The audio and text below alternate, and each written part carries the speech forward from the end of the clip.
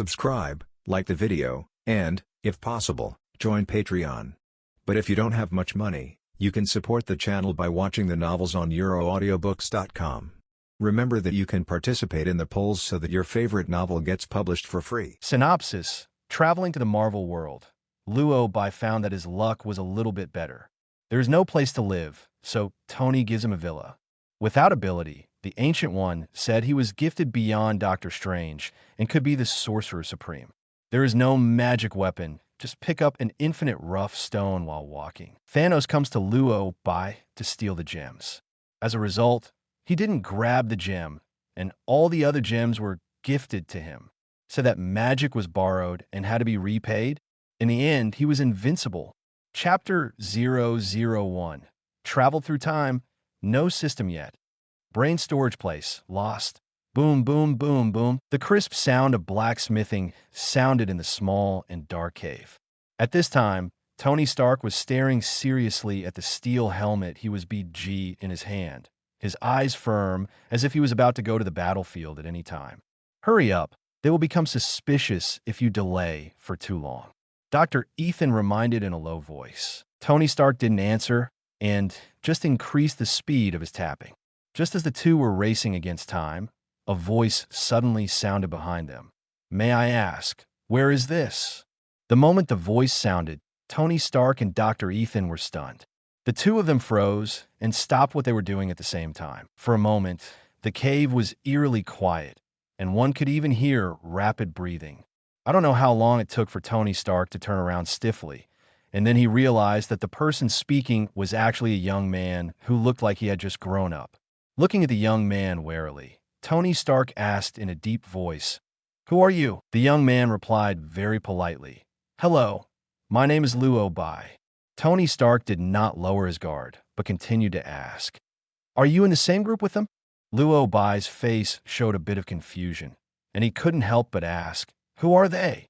"Those terrorists outside," Tony Stark said, his eyes sharper. Luo Bai was stunned and immediately denied.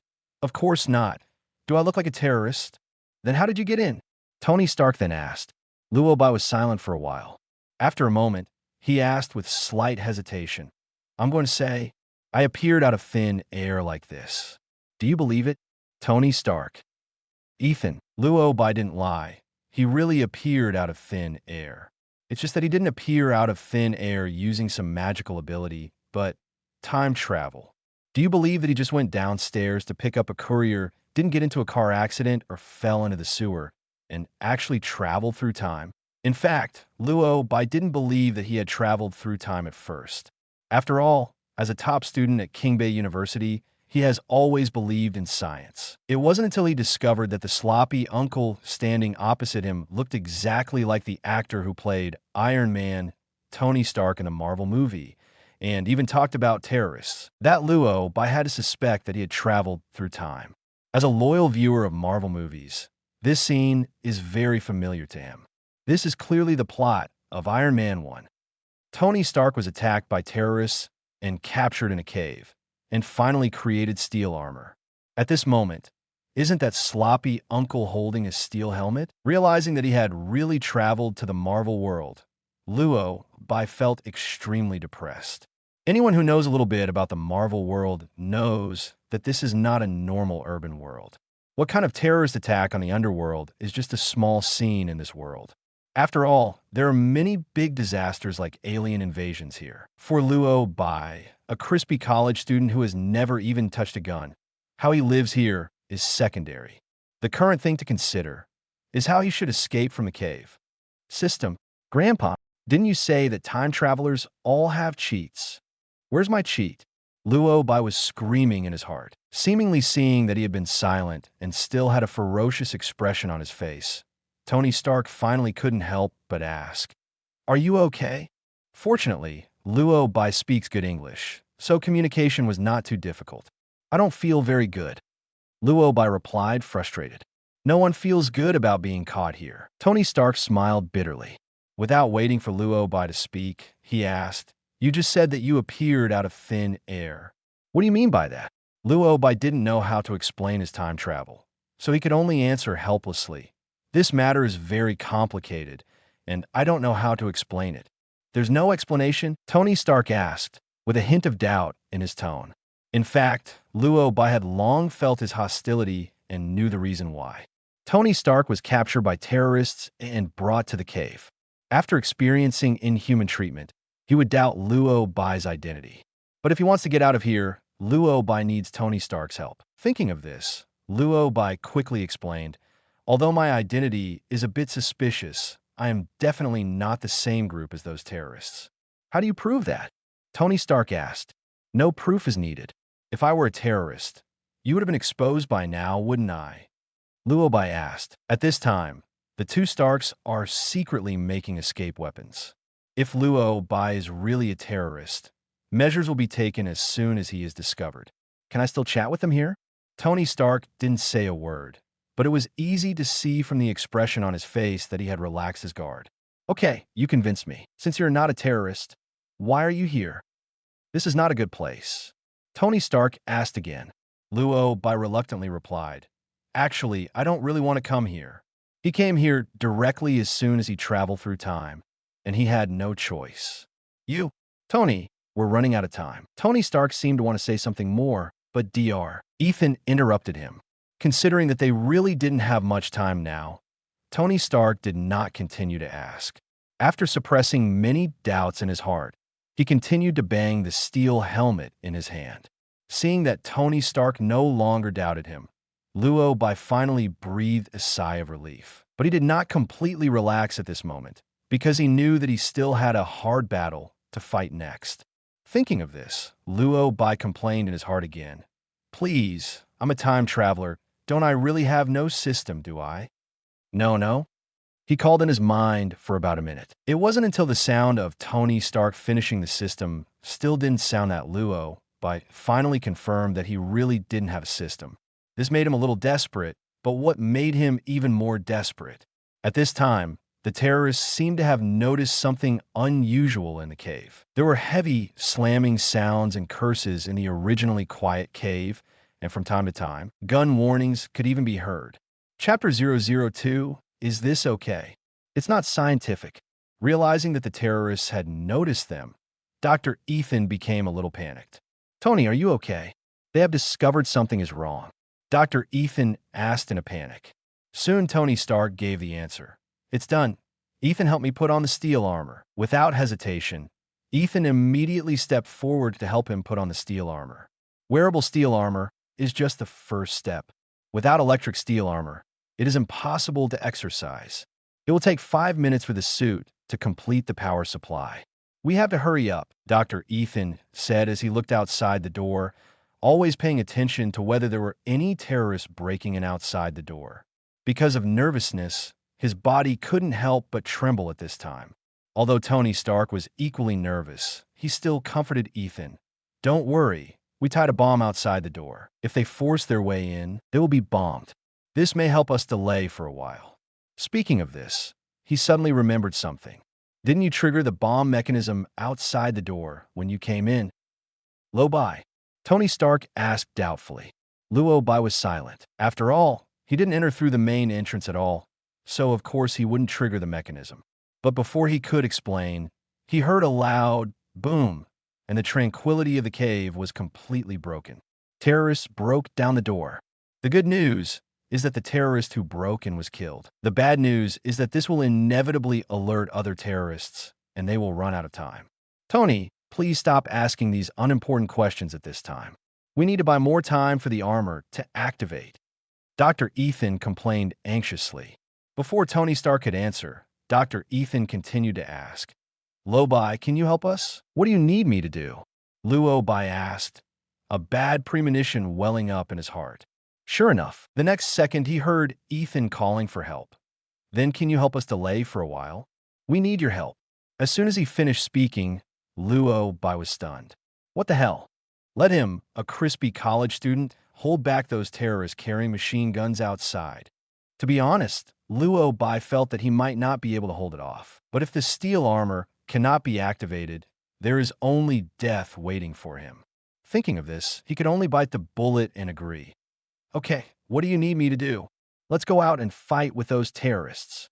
Dr. Ethan said, with a firm look in his eyes, as if he wanted to join the party. Compared with his determination, Luo Bai was much weaker.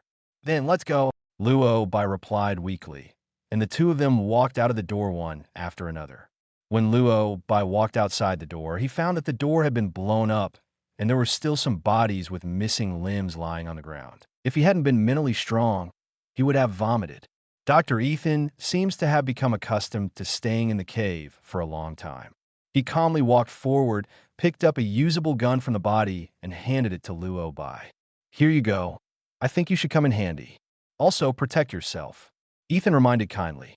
Luo Bai said nothing. Although he pretended to be calm on the outside, he was panicking inside. Looking at the gun in his hand, he couldn't help complaining in his mind. "No, how on earth do you use this thing? I know a little about guns, but I have never actually fired one." But before he could study it carefully, the terrorists had already entered. Hearing the footsteps and shouts not far away, Dr. Ethan clenched his hands and planned to rush out. While rushing, he discussed with Luo Bai, "They're coming, I will kill them. You cover behind me." Luo Bai quickly stopped him. "Don't go out yet."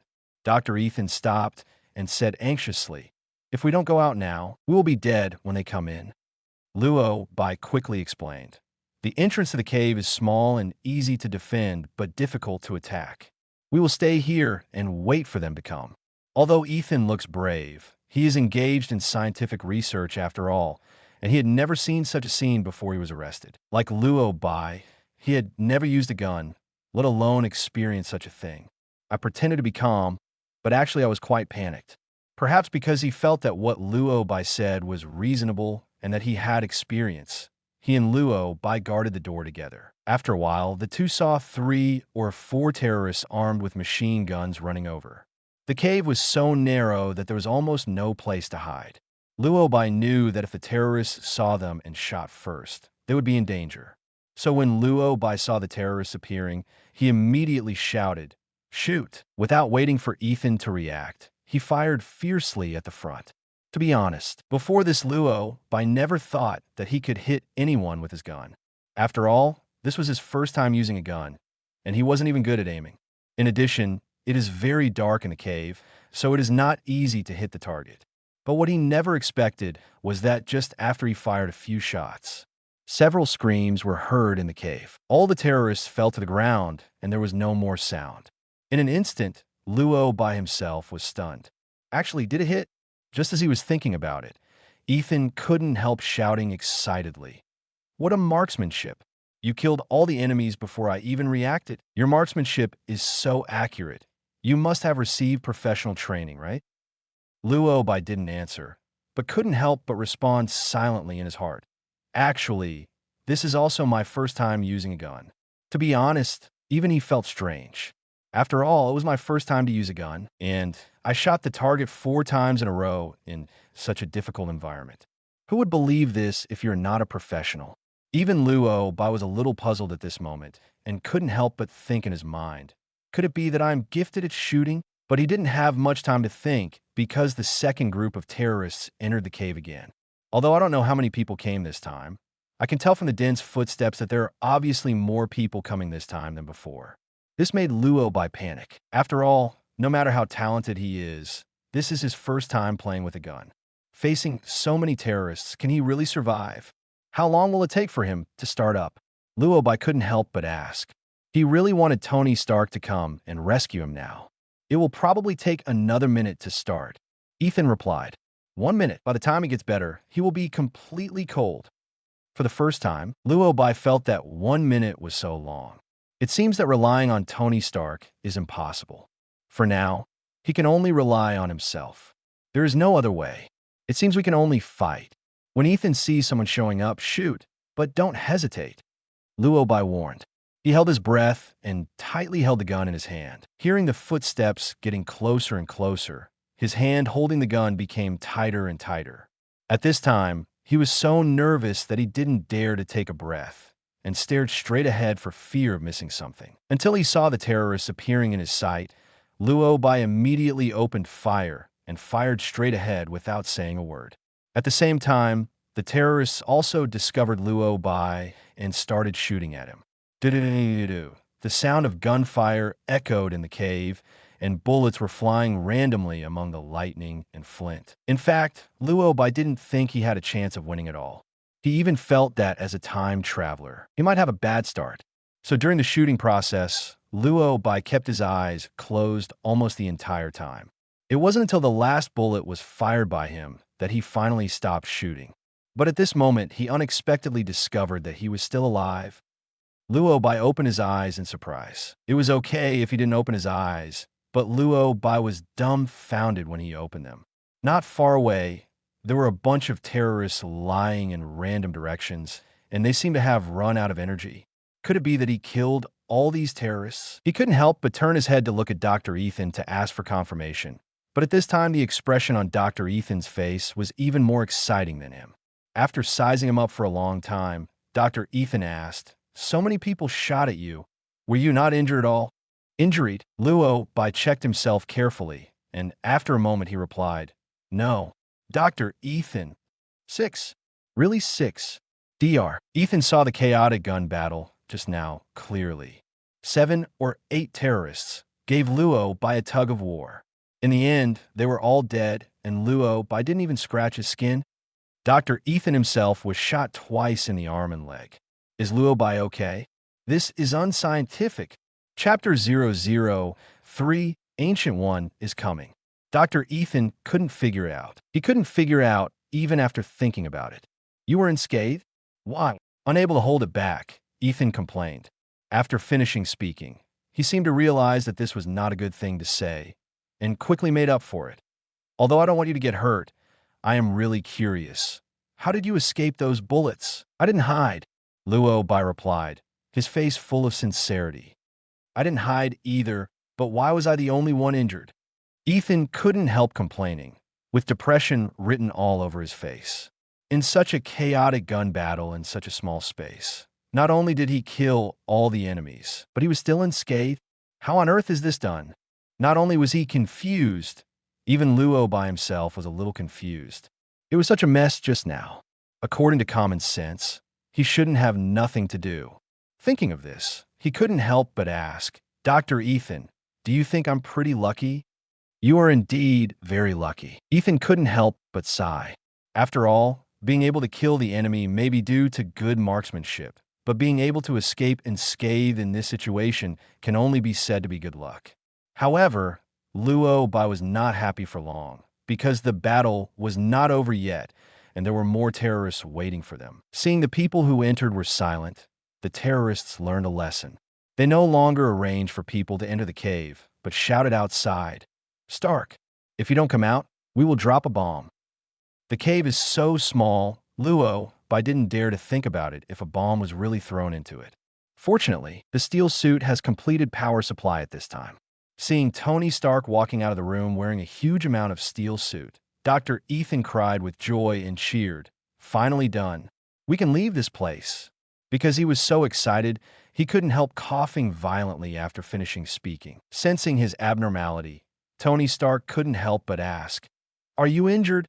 Dr. Ethan shook his head and said quickly, "A small injury, it doesn't matter. Thank you for delaying my time," Tony Stark said gratefully.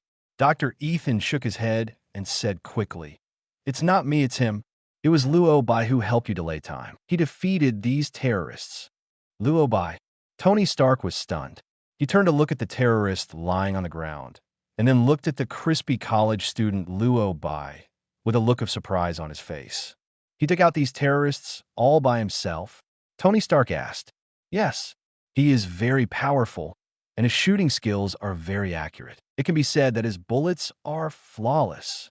Dr. Ethan praised unabashedly. Tony Stark was confused. A perfect shot?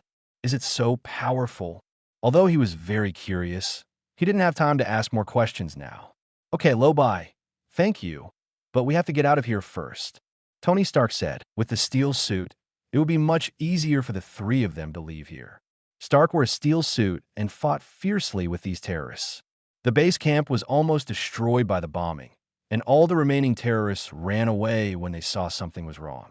Taking this opportunity, the three of them left quickly. It's just that Stark's suit was scrapped before he had gone very far. It was probably because the previous fight was too fierce and the improvised suit couldn't withstand it. Fortunately, the plane searching for Stark appeared in time. It wasn't until he got on the plane that Luo Bai's hanging heart finally relaxed. It seems that God still took pity on him and didn't let him fail at the start. But how will he live in the Marvel world next? After all, he doesn't even have a household registration. What a big head. Country M, New York. I don't know how long it took to fly, but the plane finally landed at a military base. As soon as we got off the plane, Tony Stark came up to us. Is your name Luo Bai? Where do you live? I'll have someone take you back. Tony Stark asked. The three of them had just experienced a narrow escape, and Stark no longer had any doubts about Luo Bai. To express his gratitude, he planned to have Luo Bai go home. Unexpectedly, the next second he heard Luo Bai reply with some frustration, I am here and have no home. He's a time traveler. Where does he have a home in a different world? Tony Stark seemed a little surprised and continued to ask, Don't you have any family? It was there before, but it's gone now. Luo Bai said. Tony Stark obviously misunderstood something. After a moment of silence, he sighed, What a poor kid. Without waiting for Luo Bai to explain, he immediately shouted, Pepper, take him to my apartment to rest. Soon a beautiful blonde came over. I know the blonde beauty Luo Bai who came here. Pepper Potts, nicknamed Pepper Potts, is Tony Stark's personal secretary. After receiving the boss's arrangement, Xiao Jiao took Luo Bai into a Bentley. After getting in the car, Pepper immediately expressed her gratitude. I heard that you helped Tony escape. Thank you. Luo Bai shook his head and responded politely. You're welcome. I just helped you a little. I think you're tired. I'll take you to the apartment to rest first. Do you want something to eat? I'll have someone prepare it for you right now. Little Pepper asked. Hot pot. Luo Bai replied after thinking for a while. After narrowly escaping from death, he just wanted to calm down with a hot pot. Although it's a bit troublesome, I can ask the chef to prepare it for you immediately. Little Pepper said, and then made a phone call to make arrangements. This arrangement lasts only 15 minutes. It wasn't until the car stopped that Pepper quickly got out of the car and opened the door for him. Thank you. Luo Bai thanked him and got out of the car. He was stunned as soon as he got out of the car. Wait, didn't you say apartment? Why did you stop in front of villa? Tony said that in order to thank you for saving him, I will give you this apartment. I have just arranged for someone to clean the room, and the daily necessities have been put in. By the way, here is the key, Pepper said as he spoke. Handed him the key. Only then did Luo Bai understand what the inhumanity of trench means. Tony just called the villa an apartment and gave it to him so casually.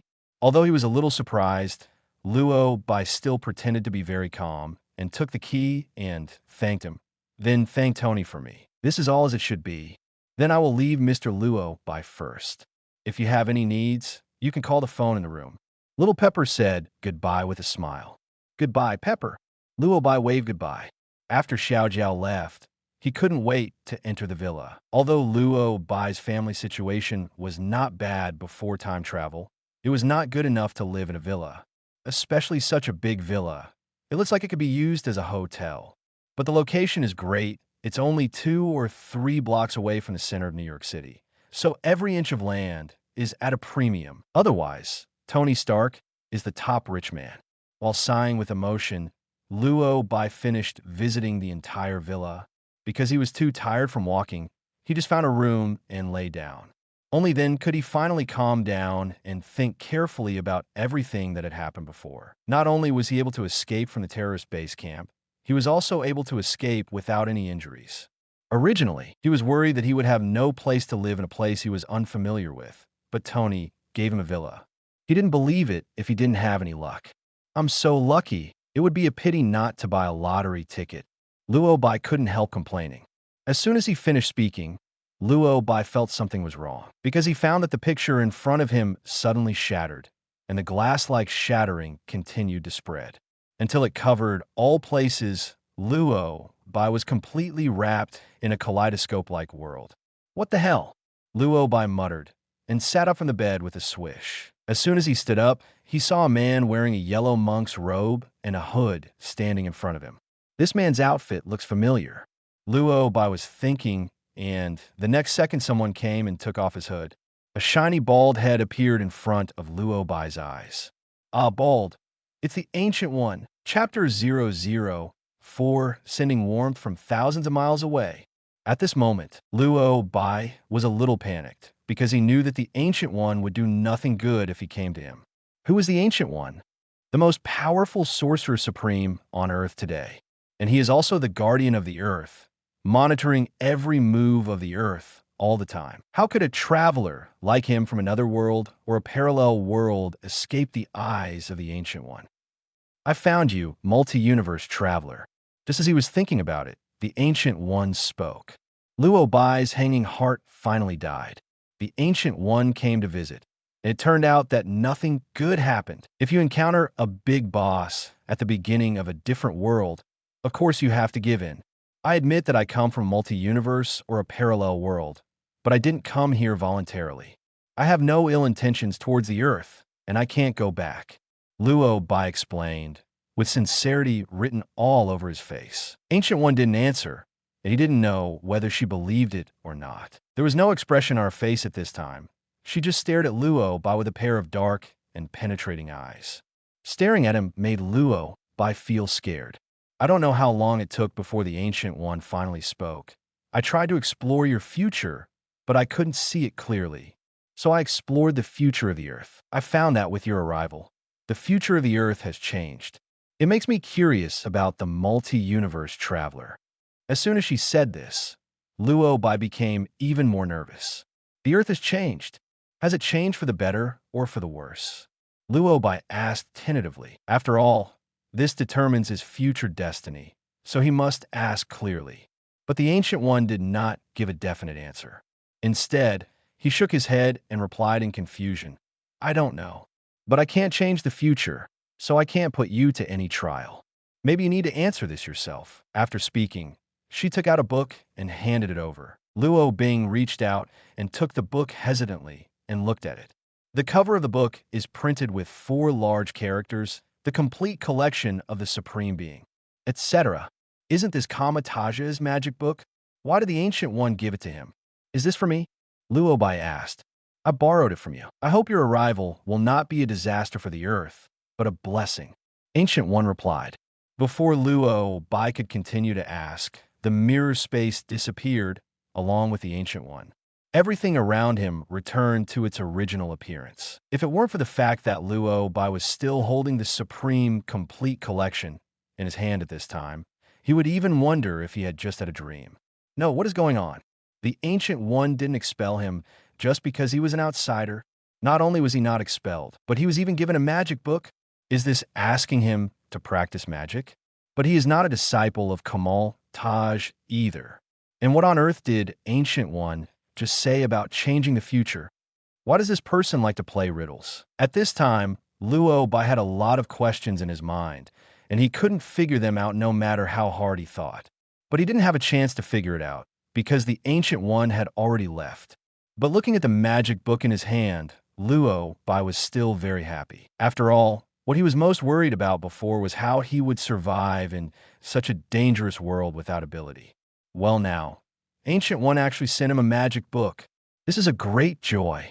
It's just, I heard that Kamataja's magic is not that easy to learn, and it's useless if you don't have enough talent to understand it. Just when I was about to open it to see if I could learn it, the doorbell rang. The hot pot has been delivered. Just right. Then eat hot pot and read a book. After everything was ready, Luo Bai sat at the dining table, ate hot pot, and turned to the first page of the complete collection of Supreme Beings.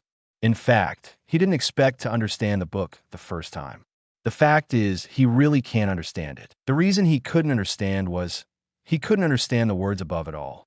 There were some words that Luo Bai could barely understand, but there were some words that he couldn't understand at all which language they were written in.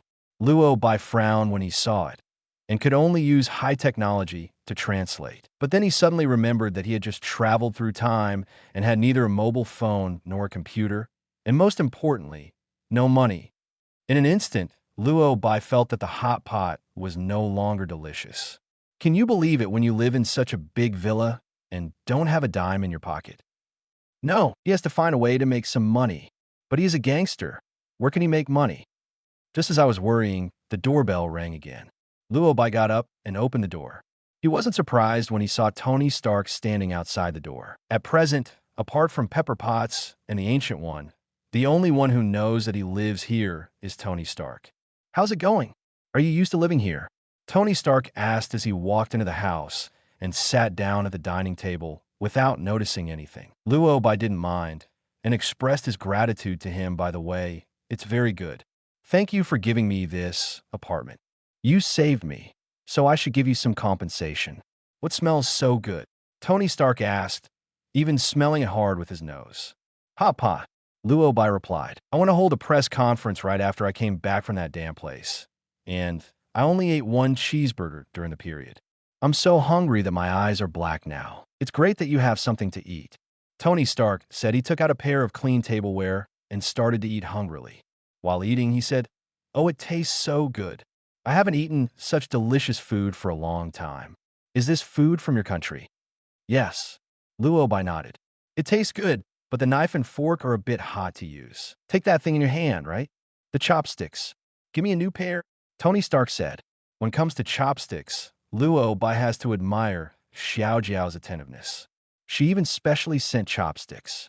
And there's more than one pair. Otherwise, Luo Bai wouldn't dare think about eating hot pot with a knife and fork. "Here," Luo Bai handed it over. Seeing Tony Stark being so kind at this time, Luo Bai asked half-jokingly, "Since you gave me this apartment, does that mean you no longer doubt my identity?" As if thinking that his attitude towards Luo Bai was not very friendly at the beginning, Tony Stark quickly made up for it. "The situation was urgent, and I was preparing to escape. If you suddenly appeared, I would definitely be more vigilant." Luo Bai nodded to express his understanding, and then asked, "Then you come to me now. What's the matter with you?" Tony Stark ate several pieces of meat, and then asked doubtfully, "I asked Rhodes, and he said you were not sent to save me. The most important thing is that there is no one in the world who can find anything about. I'm quite curious about your information." Luo Bai didn't know how to explain, so he could only play the emotional card. "At least I saved you. And you actually checked me?" Tony Stark shook his head and immediately explained, "It's not me, it's Rhodes. The fact that I was captured by terrorists has a great impact, so Rhodes and the others will definitely investigate. Not just yours, but everyone's. The information has been investigated. I just asked casually out of curiosity." It seemed that he was thinking of Luo by saying that he had no family, so he did not intend to pursue the matter. He just continued, "I have already told them. Don't worry, they will not disturb you. It is difficult for you to have no identity here. Life. So, I have arranged for someone to apply for your identity. Is this why you came here now to ask me this?" Luo Bai asked again. Tony Stark shook his head and extended the invitation. "Of course not. I have arranged a party tonight, and I would like to invite you and Ethan to come and relax together, just to celebrate the rest of our lives after the disaster. Are you interested?" Although Luo Bai was not very interested in the party, he thought that he might need Tony Stark's help to make money, so he agreed. "Good. Then see you at 7 o'clock in the evening. Chapter 005, So Lucky." Tony Stark's private party was held on the top floor of a star hotel. By the time Luo Bai was delivered by special car, it was already overcrowded. Most of the people present were top wealthy people with the same status as Stark, as well as some service staff. Dynamic DJ with dancers, swimming pool, champagne, card table. If not that Tony Stark is a top rich second generation, he still knows how to play. Although Luo Bai had never participated in such an extravagant party, he wasn't particularly excited since he didn't like the excitement. "I was just thinking about how to tell Stark that I needed money. Hey boy, here you come." Just as he was worried, a voice came from his ear. Following the sound, Tony Stark was walking towards him happily. Looking at Tony Stark walking towards him, Luo Bai couldn't help but sigh. "I really envy you for having so much fun just after escaping from danger." Tony Stark smiled and said, "It is precisely because I have just experienced danger that I know how to cherish the present. But you, why do you look so distressed at such a young age?" Well, Luo Bai thought for a long time and was too embarrassed to speak. After all, it is still difficult to ask someone for money. Just when he hesitated, Stark spoke, "By the way, Dr. Ethan is playing over there. Let's go find him together." Luo Bai nodded and then the two of them walked towards Dr. Ethan together. Dr. Ethan was playing cards at this time. Although he was still injured, it did not affect him from having fun. He was so focused that he didn't even notice the two coming. It was Tony Stark who said hello first. "Are you having fun, Ethan?" Only then did Dr. Ethan notice the two of them, and quickly stood up to say hello. "Tony, Luo Bai, you are here." Tony Stark glanced at the card table, and then said, half-jokingly, "Caribbean treasures? You can actually play this? I thought you couldn't play this."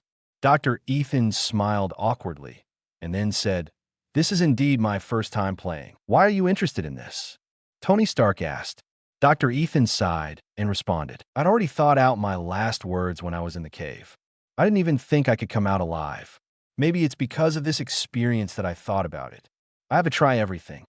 Tony Stark understood his feelings very well.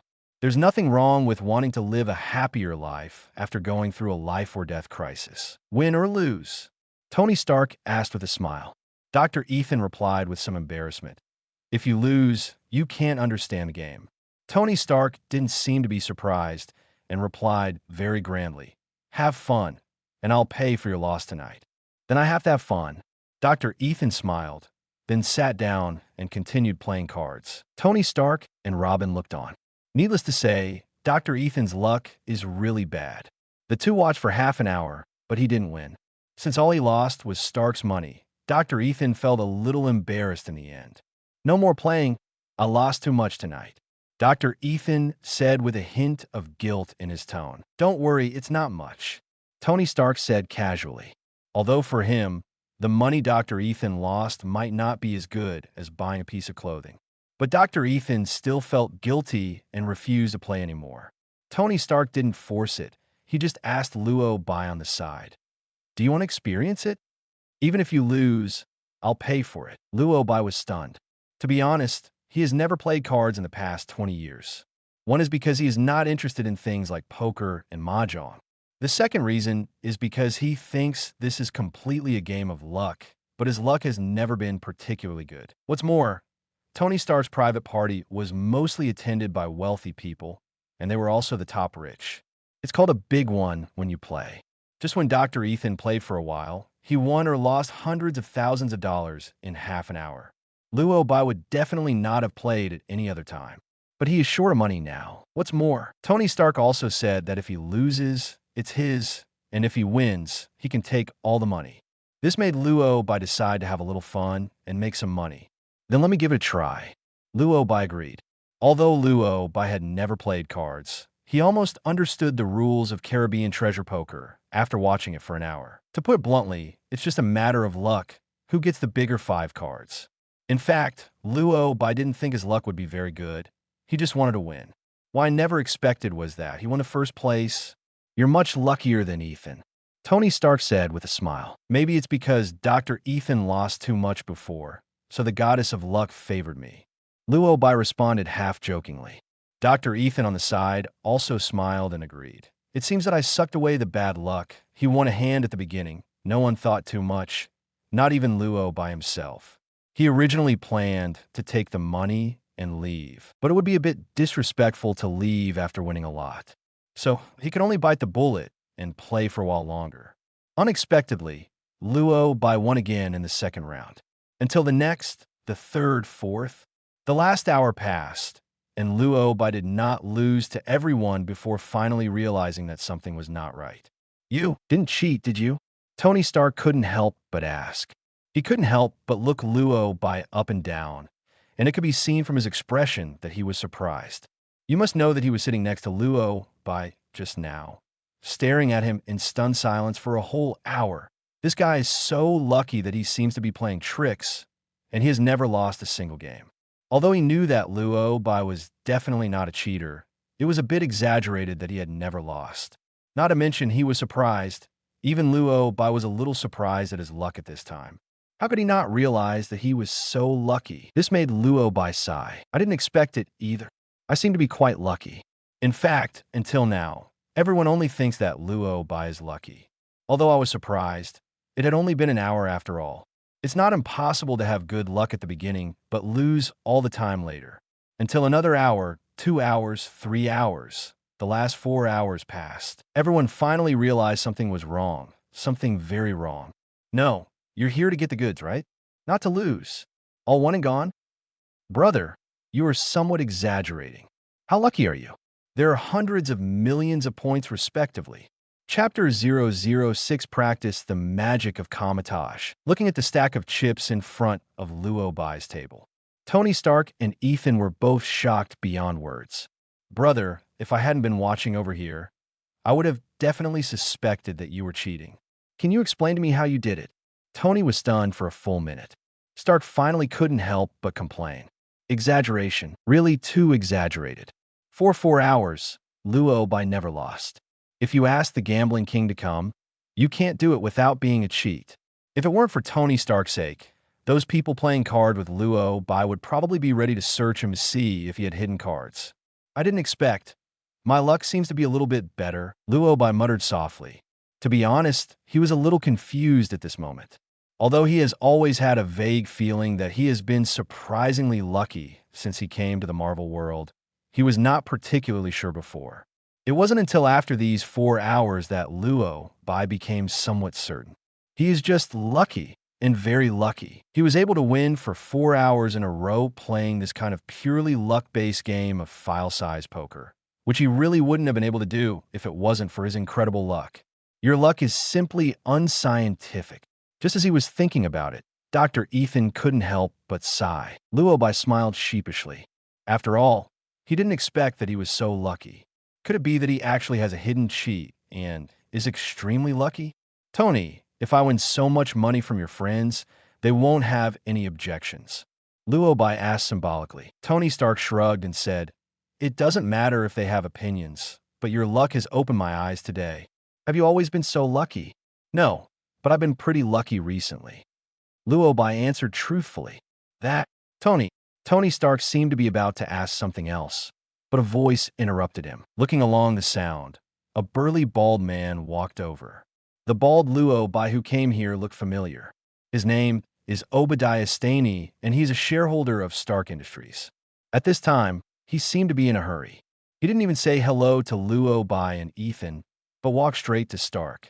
Listen, Tony, you can't decide to close the weapons manufacturing department alone. You will bring huge amounts of losses to Stark Industries. Obadiah said, with a bit of toughness in his tone. Stark didn't seem surprised by his arrival or what he had to say. Aren't you at the press conference this afternoon? Tony Stark asked. I was here, but you didn't discuss it with me. Obadiah said angrily. I've already told you. The terrorists who captured me used weapons manufactured by Stark Industries. Do you understand? My original intention of manufacturing weapons is to fight crime and fight back, not to help criminals. Tony Stark was very answered carefully. Fighting criminals? Tony, we're businessmen. Maybe I used to be a businessman, but now I'm not. Is it possible you want to be a hero, Tony? Isn't it possible? Tony, you are so unreasonable. Obadiah cursed and left angrily.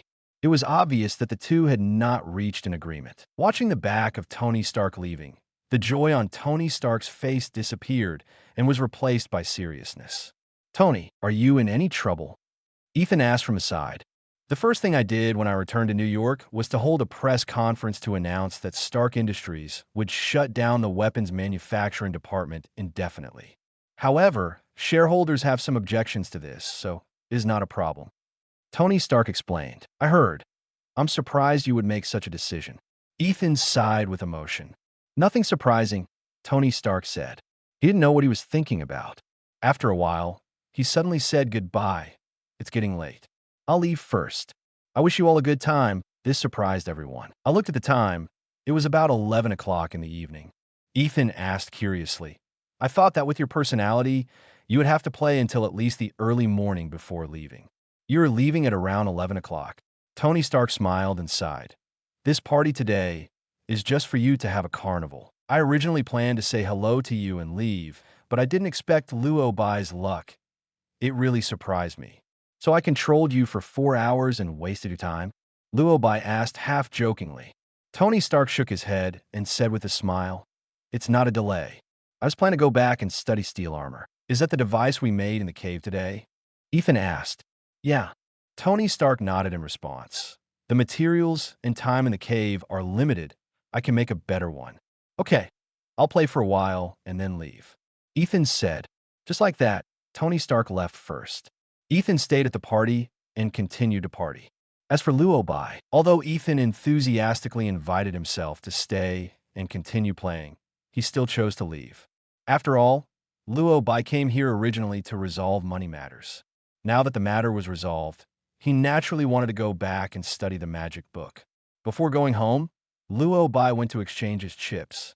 It's not that he didn't know. After doing the calculation, he realized that he had made a total of $3 million US. This was the result of those rich people realizing something was wrong. But because Tony Stark couldn't just leave, they restrained themselves. If you were to play normally, I'm afraid it would be more than that. Although for those rich people, more than 3 million is nothing at all.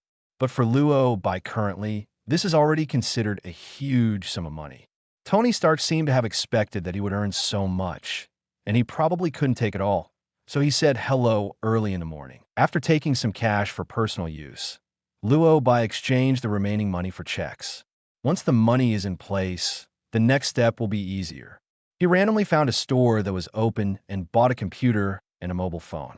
When Luo Bai got home, he began to focus on reading the Supreme Complete Collection. A computer translated the text in the book, and this time he was finally able to understand what was written in the Supreme Complete Collection. Starting from the first chapter, it introduces the origin of magic, the relationship between human body and magic, basic knowledge of magic, and how to practice magic. There is a lot of content in the book, and it even contains biology, geography, mathematics, and many other knowledge. If he hadn't known that this was a magic book, Luo Bai would have thought he was reading some textbook. Although writing was quite boring, he still bit the bullet and continued reading seriously. As he looked at him, he noticed something was wrong. His body seemed to have been suddenly pressed on a start switch, and it was slowly absorbing energy from the outside world. This situation, according to the book, it means that he has officially started magic practice. Chapter 007, you just said you believed in science, and you teleported through space. As described in the book, as long as you can understand a relationship between the human body and magic, you can start the practice of magic. Don't look at what the book says as simple, but in reality, it's not simple at all. After all, according to Luo Bai's knowledge, on Earth in the Marvel world, all white magic learned by humans was created by Visan Emperor. If humans want to learn white magic, they must borrow energy from Emperor Wei Shan for practice. Although it is a loan, not everyone can borrow it. You must have at least some magical talent to successfully borrow energy. I didn't expect that I was actually good enough to be a mage. Luo Bai couldn't help but sigh when he felt the energy flowing through his body, his face full of surprise that he couldn't hide. Originally, he was worried that he didn't have magic talent, but he didn't expect that he actually had talent. This made Luo Bai very happy, and he became more motivated to learn. Although the previous content of the Supreme Complete Collection looks like a science textbook, it contains a lot of knowledge and even talks about science with you. But the more you read the later content, the more exciting it becomes. Because those are all solid magic teachings. What about invisibility, energy projection, penetrating objects, telekinesis, teleportation, space teleportation, etc.? There are more than 100 methods of learning white magic recorded. Luo Bai couldn't help but sigh. Good guy, I just told you to believe in science, but I didn't even bother to install it anymore. I just teleported through space. Master Fa knows how to play. While sighing, Luo Bai started learning magic. At the beginning, he must have started with the most basic thing, which is energy gathering. Generally speaking, the first step for a mage to practice is energy absorbing. At this time, the energy is just a ball of ki flowing through your body. You may be able to feel it, but cannot use it. Energy gathering refers to gathering and controlling this mass of energy. According to the instructions in the book, Luo Bai needs to concentrate and release the energy in his body. Although he knew every word and obeyed them obediently. But after trying several times in a row, let alone energy, he didn't even fart. This made Luo Bai a little distressed and couldn't help but mutter, "Why can't I gather the energy? Is it because I don't concentrate enough?" After staring at his empty hands for a long time, Luo Bai suddenly realized something. No, Ancient One, you gave me the magic book. What the hell are you going to do if you don't give me the hanging ring? Hanging ring. Kamatage's magical weapon was developed by the 5th-generation Supreme Mage. Its function is to help the mage concentrate better and to open teleportation gates and cross-dimensional teleportation. Simply put, it is easier for the mage to concentrate with it. But Ancient One didn't give him such an important thing. I didn't even give you the Xian ring. You want me to practice hard? Luo Bai couldn't help complaining. At this time, he was a little annoyed. Why didn't you think of asking Ancient One for a hanging ring before? Ancient One is now 80% in Kamaltaj. That place was far away from him, and it was impossible to find the Ancient One. It seemed that he could only practice hard. With a sigh, Luo Bai started the long road of cultivation, because he was too focused on practicing. I don't know how long it took for Luo Bai to practice before he was finally able to gather and control energy. Close your hands, then open them. Small, bright yellow energy rays appeared between Luo Bai's hands. As he turned his hands over, the tiny energy rays expanded into a square. Take a deep breath. Luo Bai continued to imagine the appearance of light in his mind while turning his hands, but within a moment the energy array appeared in the air. Then he pushed the magic circle forward with both hands to spread out. After completing the gathering of the energy array, Luo Bai repeated the same action again. With the continuous gathering and control of energy, the energy in Luo Bai's body is constantly increasing, and at the same time, he is becoming more and more skilled in controlling energy. From the beginning, the energy formation could only appear for about a minute, then lasted for 10 minutes, and finally, he could control the duration of the energy formation at will. Luo Bai spent another whole day. After making sure that he had complete control over this technology, Luo Bai decided to learn the second ability. Teleportation magic, the door of secrets. Right? It's the teleportation magic that allows anyone and anything to be teleported to a designated location at will by drawing a yellow circle in the air. In fact, teleportation magic is just a relatively basic white magic of Karmatage. But Luo Bai has always heard of this magic. He often sees it on TV, so he was still very excited at this moment. After carefully reading the practice method, Luo Bai suddenly realized it. In fact, the practice method is not complicated. As long as you think about the teleportation location in your mind and then open the teleportation gate, the teleportation can be completed. But the trouble is, this requires the user to have strong control capabilities and also requires the user to know some basic space magic. Otherwise, there will be many situations such as the teleportation location being inaccurate, the teleportation gate not being able to open, or the teleportation gate closing quickly. For Luo by now, it is definitely impossible to perfectly open the portal, so he can only practice more or less Luo by side again and continue to practice. I don't know how many days have passed since this practice. Although Luo Bai failed most of the time, he did not give up. He tried to concentrate and then drew a circle with his right hand and repeated the same action, constantly concentrating, until a yellow circle appeared in the sky, and the circle became bigger and bigger. Finally, Luo Bai succeeded. He excitedly walked to the other side of the portal, but unexpectedly found the teleportation location seemed a little different from what he thought. Originally, he was thinking of teleporting to Kamatash. After all, he really wanted to go to Ancient One and ask why he gave him the book, the complete collection of supreme beings, and also asked if he could give him a hanging ring. Result, it seems that he did not go to Kamatash, but teleported to a rooftop. And by coincidence, he happened to see the scene where Tony Stark was beaten.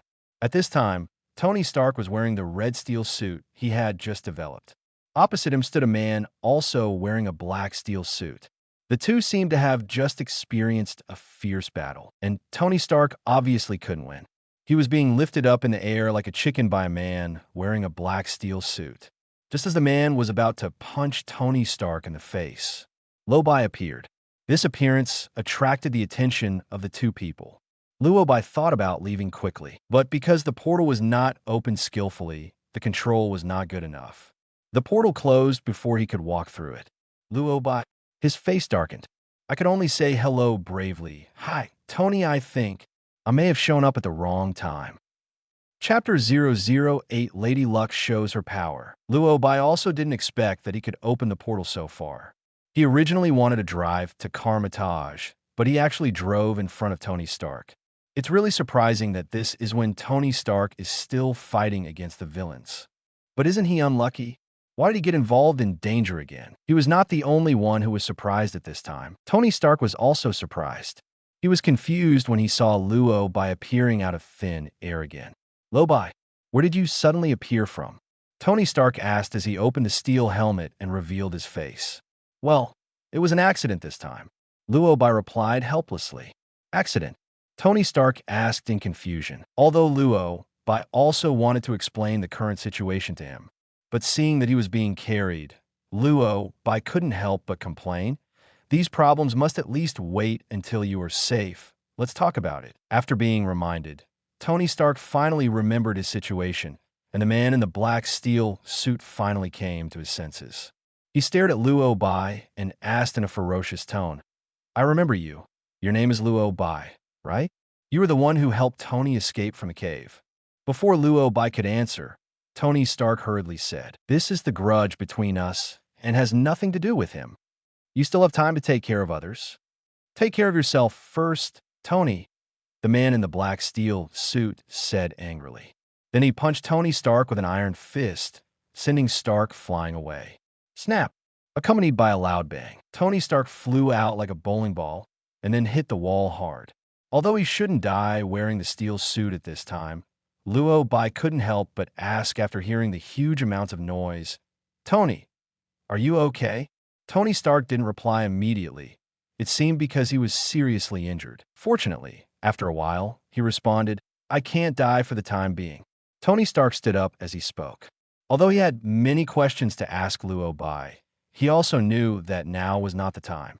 A lot of things have happened in the past few days. I will tell you the specific things when the time comes. Now you have to get out of here, Tony Stark said hurriedly. As soon as he finished speaking, Luo Bai immediately replied, Okay, then I'll leave first. You be careful, Tony. Tony Stark was stunned by this straightforward answer. Although he knew that the situation was critical and hoped that Luo Bai could leave quickly, he really didn't expect that Luo Bai would agree so simply. I thought you would at least shirk it, but I didn't expect you to agree so simply. Aren't we friends? Tony Stark complained half-jokingly. Although Luo Bai pretended to be calm on the surface, he responded with a smile, I don't believe you can solve it yourself, but I was muttering in my heart, I'm not stupid. Why don't you run away if it's so dangerous? What's more, you can't die even if you have a steel suit. Although Tony Stark did not explain the current situation, he had already guessed it in his mind. Based on known plot, after Tony Stark escaped from terrorists using the steel suit Mark I he made, he always wanted to develop a more powerful steel suit. So Mark II and Mark III were born. As a result, Tony Stark truly became Iron Man and appeared in Country M wearing an iron suit, attracting the attention of all parties. Obadiah, who has always wanted to monopolize Stark Industries, noticed the appearance of the steel suit and cooperated with terrorists to secretly research the suit. In the end, he successfully created the steel suit, Iron Overlord, and became a supervillain in the Marvel world. After that, Obadiah and Tony Stark started the final battle. If Luo Bai guessed correctly, the man wearing a black steel suit at this time should be Obadiah. After understanding the current situation, Luo Bai naturally had no reason to stay here. After all, this was an internal conflict within Stark Industries, and it was not easy for him as an outsider to intervene. Although Tony Stark had a good relationship with him, it was not impossible for him to do a favor as a friend. But the steel suit Obadiah wore was a high-tech weapon. Not only can it launch machine guns, six-shot missiles, and anti-tank rockets, it can even fly at high speeds because it is equipped with rocket propulsion. Luo Bai is a novice mage. Let him resist missile attacks. This is too much. This is really too much. He still wants to survive and grow. Who knows how long Lady Luck will protect him? Thinking of this, Luo Bai immediately decided to open the portal and leave. He concentrated on imagining the appearance of the villa in his mind, and then began to draw circles on his hands. Seeing that they seemed to be preparing to leave, Obadiah roared, "You want to run away? You both have to die here." After saying this, he raised his steel right hand towards Luo Bai and prepared to fire the machine cannon. Although Tony Stark complained about Luo Bai's lack of loyalty before, it was a joke. Seeing that he was in danger, he immediately pounced on him without thinking. Originally, he wanted to help Luo Bai buy time so that Luo Bai could leave as soon as possible. But Obadiah researched and upgraded Tony Stark's steel suit when he was making Iron Overlord. So the performance of Iron Overlord is much more advanced than Mark III in all aspects. Tony Stark's suit was unable to withstand the attack of the Iron Overlord at all. After being hit by a machine cannon, he completely lost his combat effectiveness. Looking at Tony Stark lying on the ground, unable to move, Obadiah showed a winner smile on his face. "You seem to care about this kid named Luo Bai. Then I'll let him go to hell with you. No need to thank me," Obadiah said with a smile. At this time, he was already crazy. "He's innocent." "Obadiah!" Tony Stark roared. He wanted to stop it, but he couldn't. He could only shout, "Go!" But at this time, Luo Bai's attention was focused on opening the portal, and he didn't even hear Tony Stark's reminder. When using magic energy, you must be highly concentrated, especially since Luo Bai is only a novice mage, so he is naturally more focused. Fortunately, with the previous successful experience and because of the danger, the portal was opened very successfully this time. Although it took a little time, it was much smoother than before. At the moment when the portal was successfully opened, Luo Bai heard a shout from behind him, "Be careful." Then a black shadow quickly flashed past Luo Bai's eyes and entered the portal. Luo Bai was stunned. I was about to check what things slipped into the portal, but I didn't expect that the portal had disappeared in the moment I was distracted. Luo Bai. Tony Stark. At this time, both Luo Bai and Tony Stark were a little confused. "Did a big black mouse get in just now?" Luo Bai asked. It's Obadiah." Tony Stark replied, with a bit of confusion in his tone. "So why did he get into the portal?"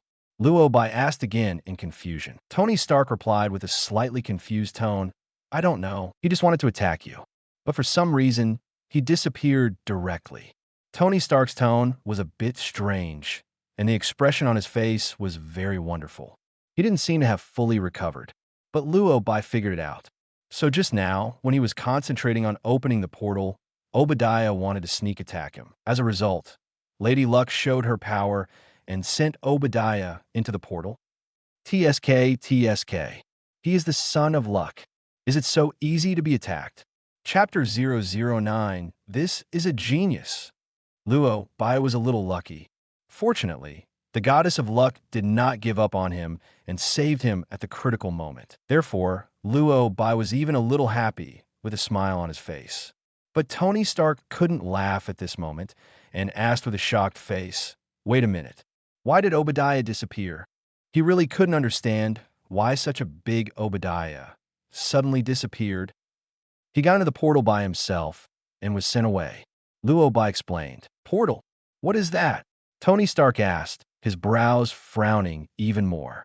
"The secret door is the magic of space teleportation." Luo Bai continued to explain. Although he said it lightly, Tony Stark couldn't calm down at all. "Magic? Are you kidding me?" Tony Stark exclaimed, almost screaming. Luo Bai asked back very calmly and seriously, "Do you think I'm joking?" Although it is somewhat unbelievable. Thinking back to Obadiah's sudden disappearance just now, even if it was hard to believe, Tony Stark had to believe it. To be honest, I have only seen magic on TV before. Magic actually exists in this world.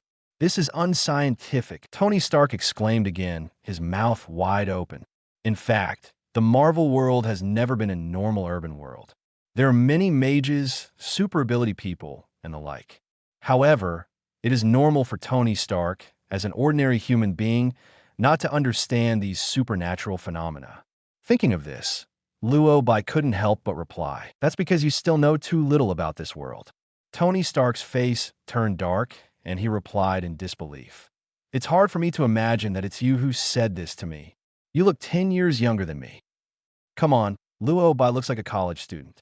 He is over 30, being complained by a college student about how little he knows about the world. It's hard to accept, though. But looking at it now, he really doesn't know much.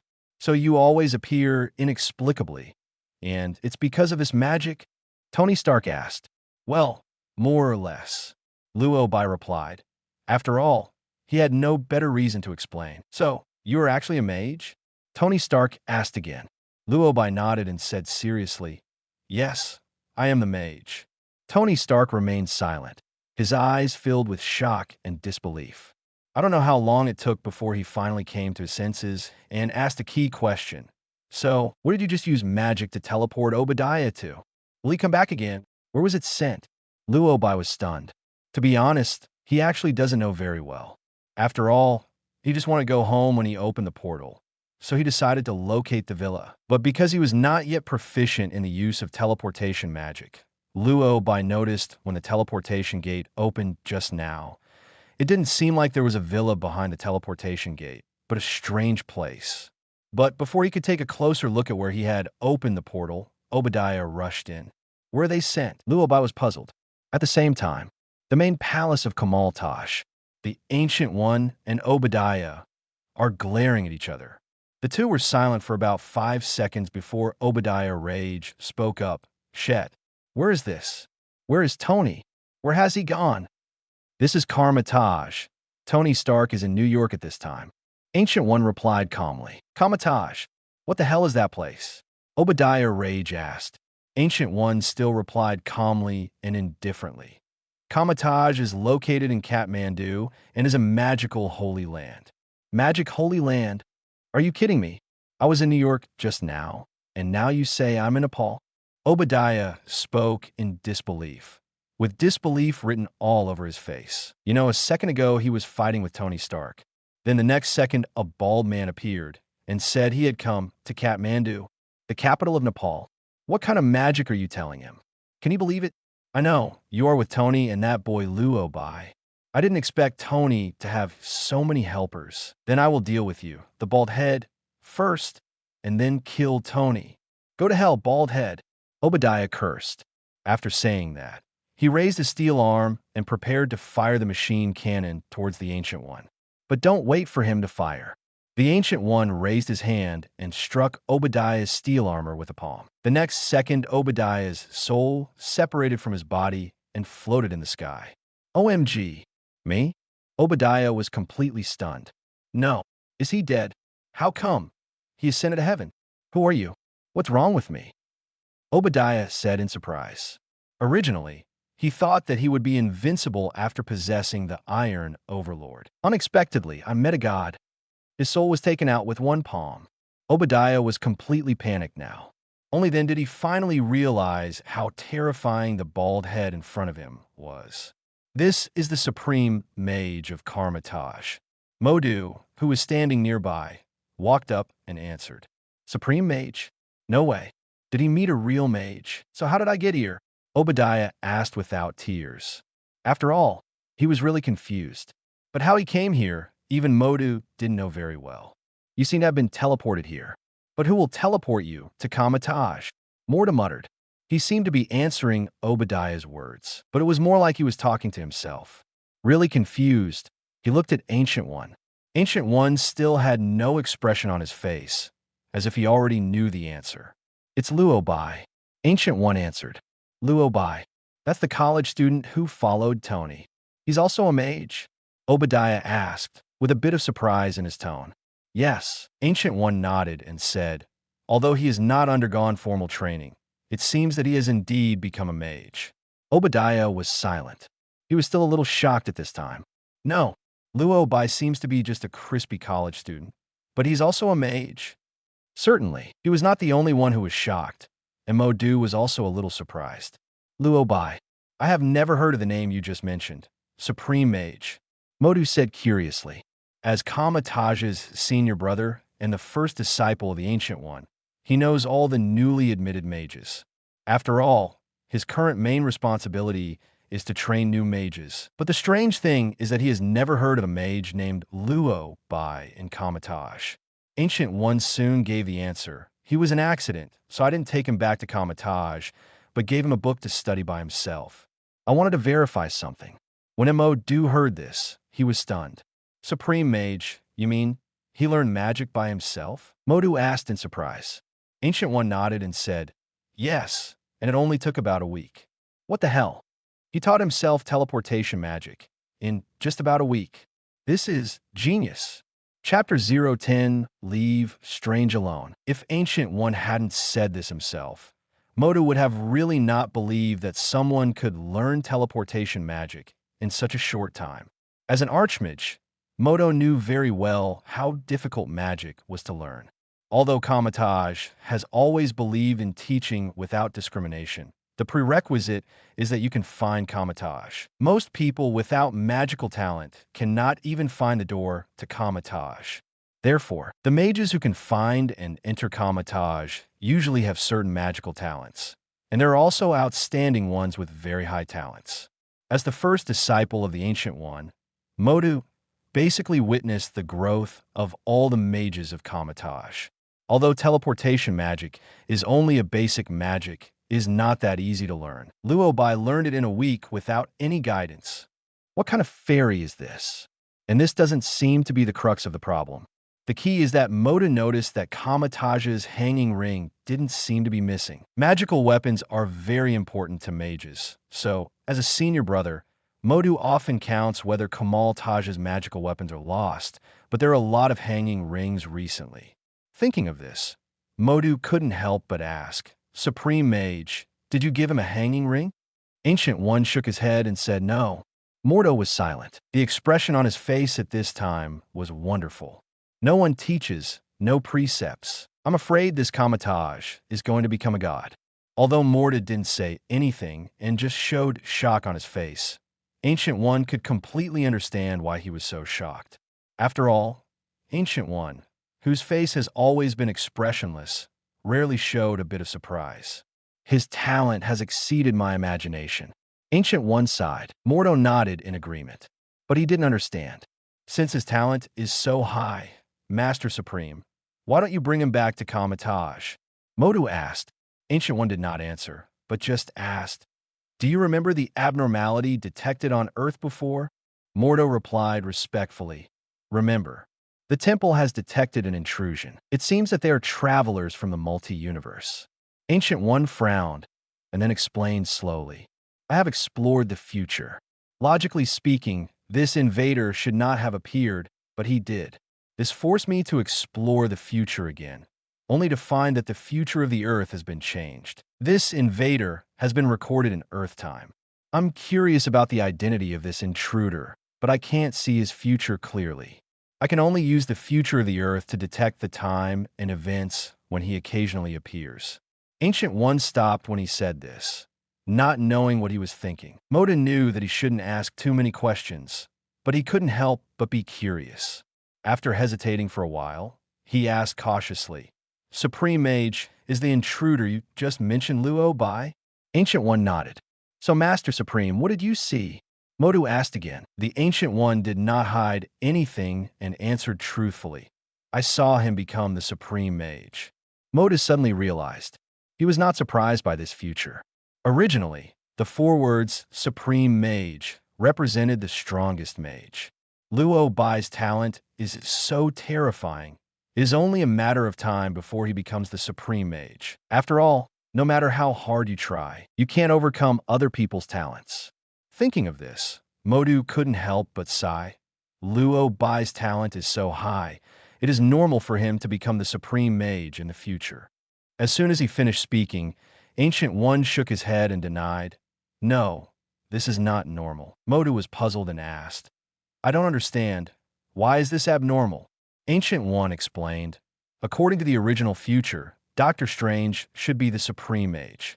Before Mordo could speak again, Ancient One continued to explain, this has never happened before for the future to be changed, but I have no way of knowing how he became the Supreme Mage. I can only roughly guess. His talent and quality in all aspects far exceed Strange. That's why you left him a magic book to study on his own, because you wanted to test his talent, right?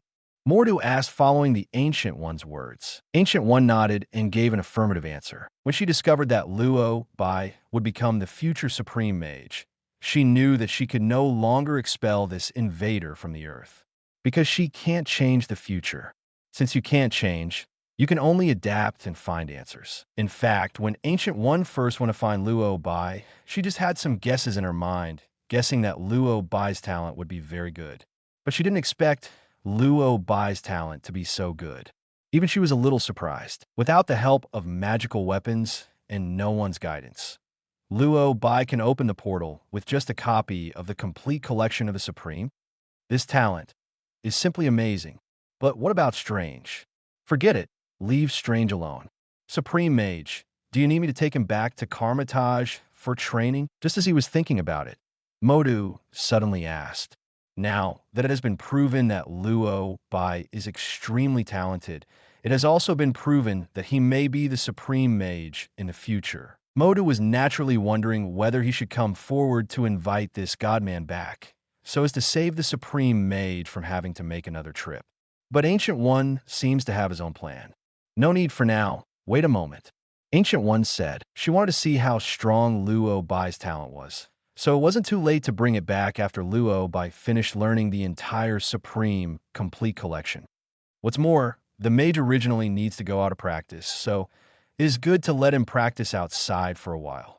Two mages, can you look at me? Ancient One and Modu were discussing the matter of Luo Bai, and Obadiah couldn't help but speak. At this time, he was very panicked.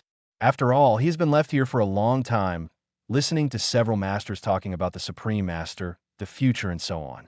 The more I listened, the more I became afraid, especially since he was in a state where his soul had left the body and could not return. He was even more panicked. You said it was not good for him to offend anyone, but he actually offended Master.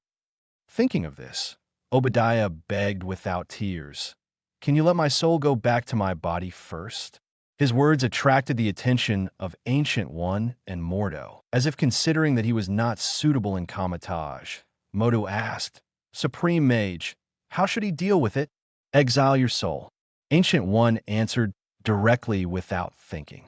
When Obadiah heard this, he panicked and shouted, "What does soul banishment mean?" Before he could finish speaking, Modu cast a spell and disappeared into the main hall. After dealing with Obadiah, Mordo was ready to leave. "Supreme Mage, I'll leave first." As soon as he finished speaking, the Ancient One said, "Later, go to Luo Bai and give him the hanging ring. I will give you the address." Mordo nodded and said, "Okay, Supreme Mage."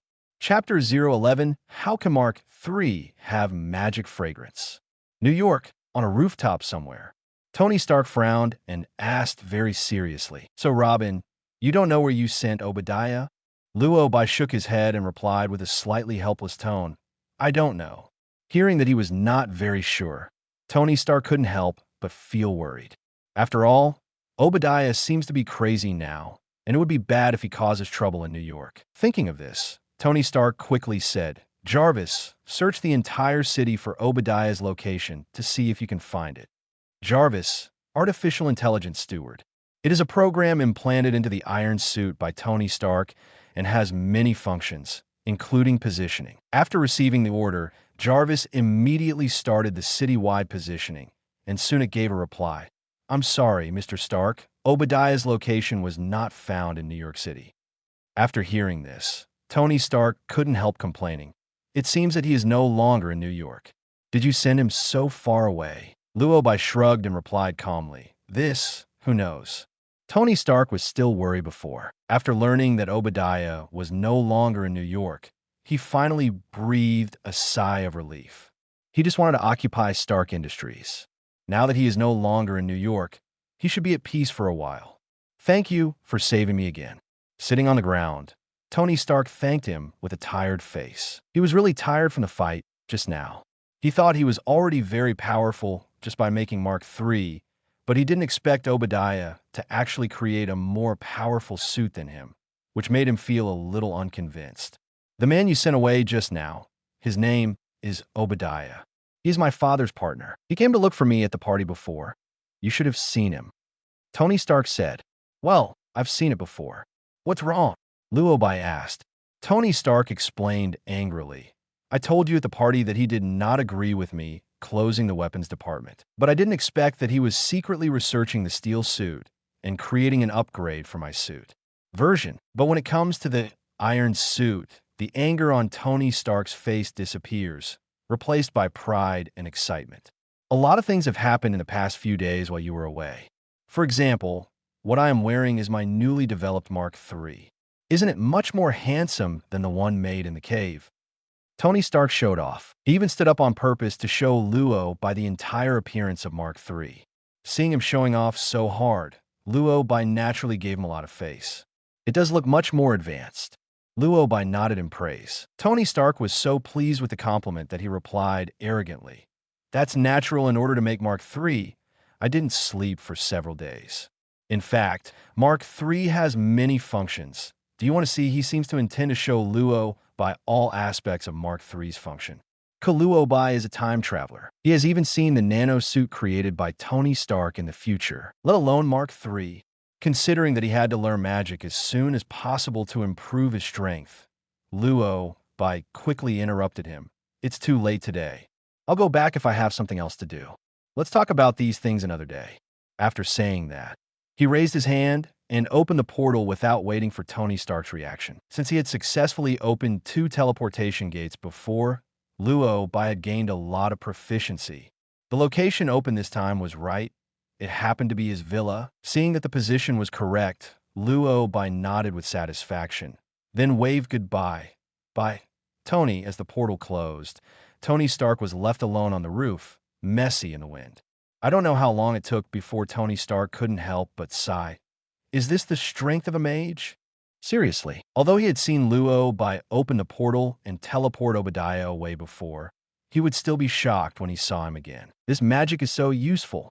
He originally thought that if he made a steel suit that could fly and fire cannonballs, he would be very powerful. As a result, Luo Bai's magic looks cooler than his suit.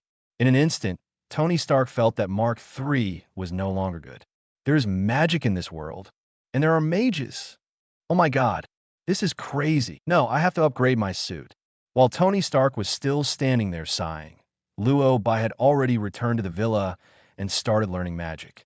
Although he had just learned teleportation magic not long ago.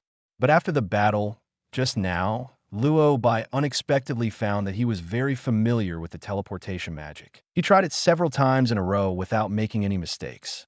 This proves that he has complete control over teleportation magic. This made him a little excited. Otherwise, fighting is the best way to improve your strength. He practiced teleportation magic at home for so long before he barely learned teleportation magic. After experiencing danger, he mastered it in an instant. In fact, Luo Bai was worried at first.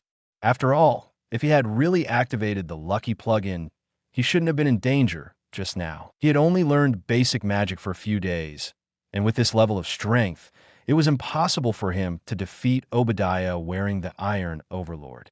But not only did he leave unharmed, he actually improved his strength. So he didn't accidentally enter a dangerous situation just now. He was clearly arranged by the goddess of luck to go into actual combat. And not just this time. Luo Bai discovered that every so-called danger he encountered was actually not a danger. Although he was in the terrorist base camp when he first traveled through time, he also met the top rich man, Tony Stark. He can now live in a big villa, but it is also inseparable from Tony Stark's help. No wonder I learned magic so quickly. It can be said that I am gifted. Goddess of luck, help me with my feelings, Luo Bai muttered.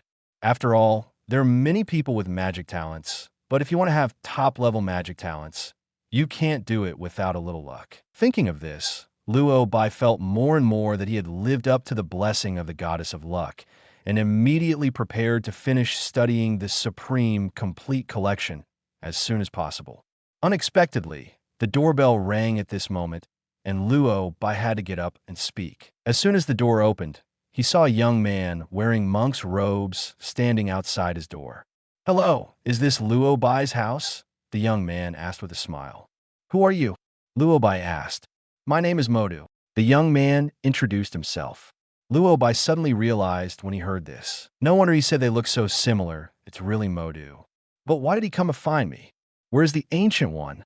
Somewhat curious, Luo Bai asked. "I am Luo Bai. Why did you come to see me?" Modu didn't say anything, but just handed something over. What was handed over was Kama Taja's magic weapon, the hanging ring. Chapter 012, just rely on luck. In fact, through this period of learning magic, Luo Bai has discovered that he has extraordinary talents. He can basically understand and learn the magic in the complete collection of Supreme Masters after reading it once. In the past, the portal always opened sideways because he was new to learning and couldn't accurately locate it. Unexpectedly, Modu actually sent him a hanging ring. Although he is now proficient in the portal magic, the hanging ring can not only help with positioning, but also help the mage better perform cross-dimensional teleportation. In other words, if Luo Bai wants to learn the advanced version of teleportation magic, from teleportation in the same dimension to teleportation across dimensions, the hanging ring is a necessary magic weapon. Modu sending him the hanging ring at this time is like the icing on the cake. The Supreme Mage asked me to bring this to you. You should need it. Just as he was thinking about it, Modu suddenly explained.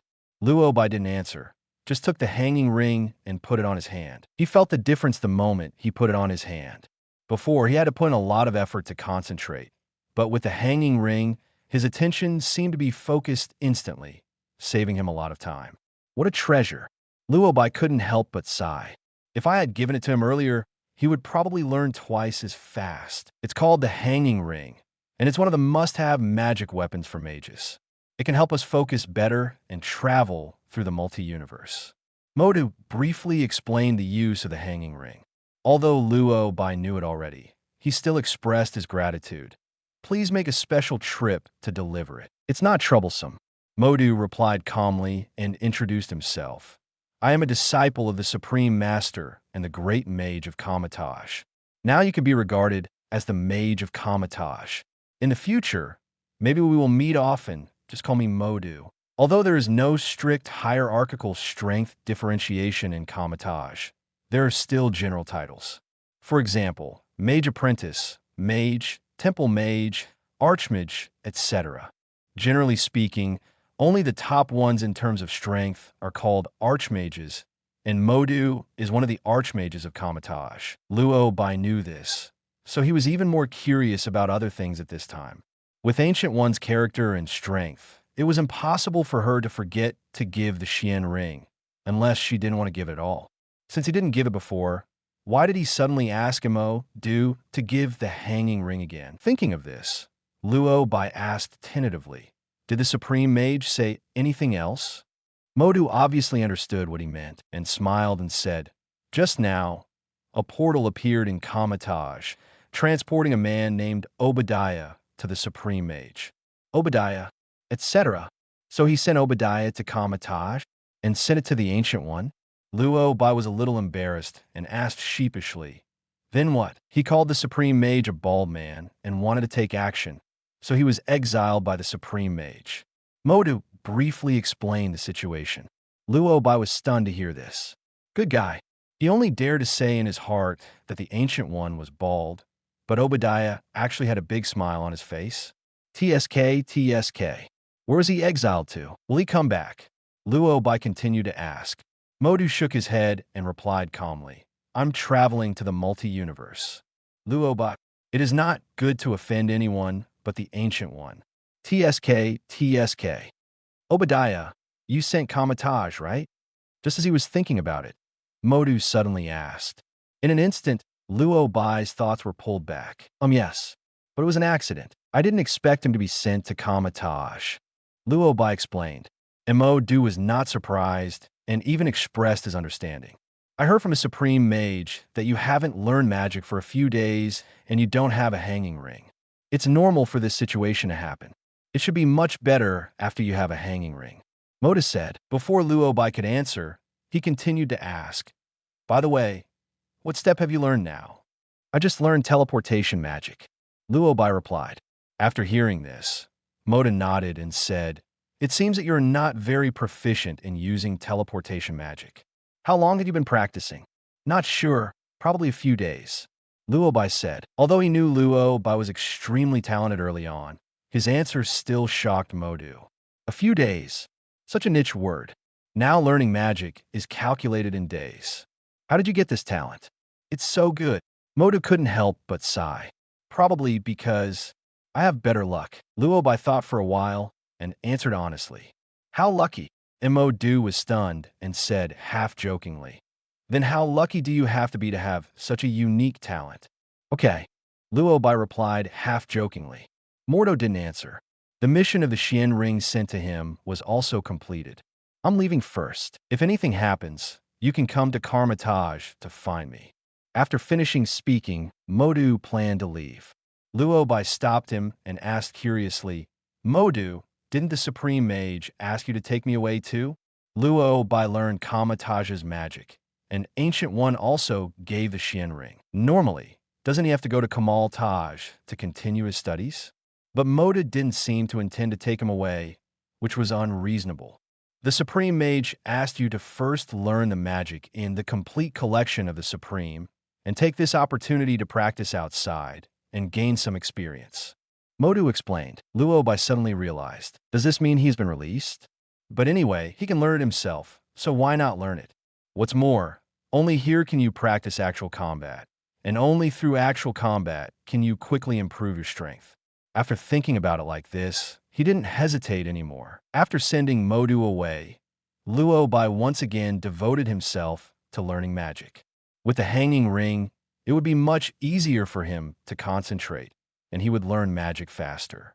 Luo Bai knows some basic magics, such as teleportation and magic shields, almost after seeing them, and can master them quickly. After Luo Bai knew most of the basic magic, he started learning the advanced version of magic, which lasted all night.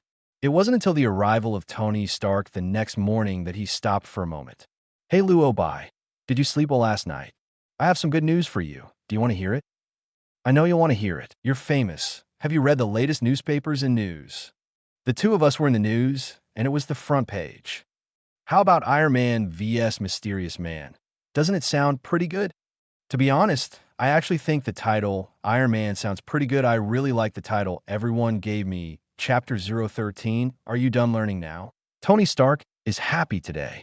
His little mouth was like a machine gun, and he kept talking as soon as he entered the door, giving Luo Bai no chance to talk.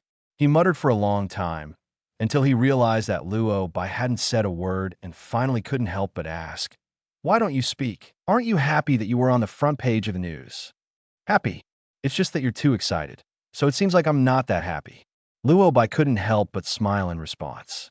Only then did Tony Stark realize that he was too excited just now, and he quickly made up for it in embarrassment. I'm happy for you. You know, celebrities like me are often reported by major news, and I'm used to it. Really? But I didn't even have a chance to interrupt just now. Luo Bai continued to complain. Tony Stark became even more embarrassed and quickly changed the subject. Okay, let's not talk about this. Do you want to know what everyone thinks of you? Let's see, he said as he took out a newspaper.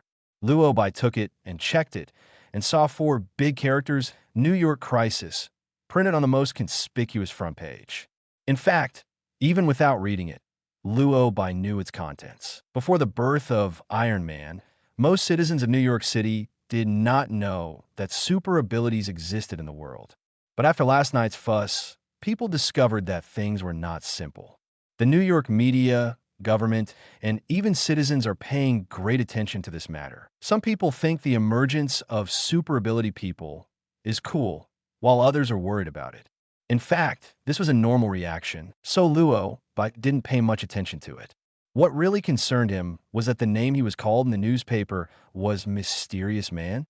Why do people call you Iron Man and give me the title of Mysterious Man? Luo Bai couldn't help complaining. Probably because people haven't realized that you can use magic. Tony Stark explained. Luo Bai said nothing because he could not refute. Although the newspaper published a photo taken by a drone, his face and the way he looked when he released the teleportation magic were clearly visible. But it is obviously impossible for the media to identify him as a mage through such a photo. After all, most people like Tony Stark do not believe that magic really exists in this world. Thinking about it, Luo Bai became a little more accepting of the title Mysterious Man. But he was still a little curious.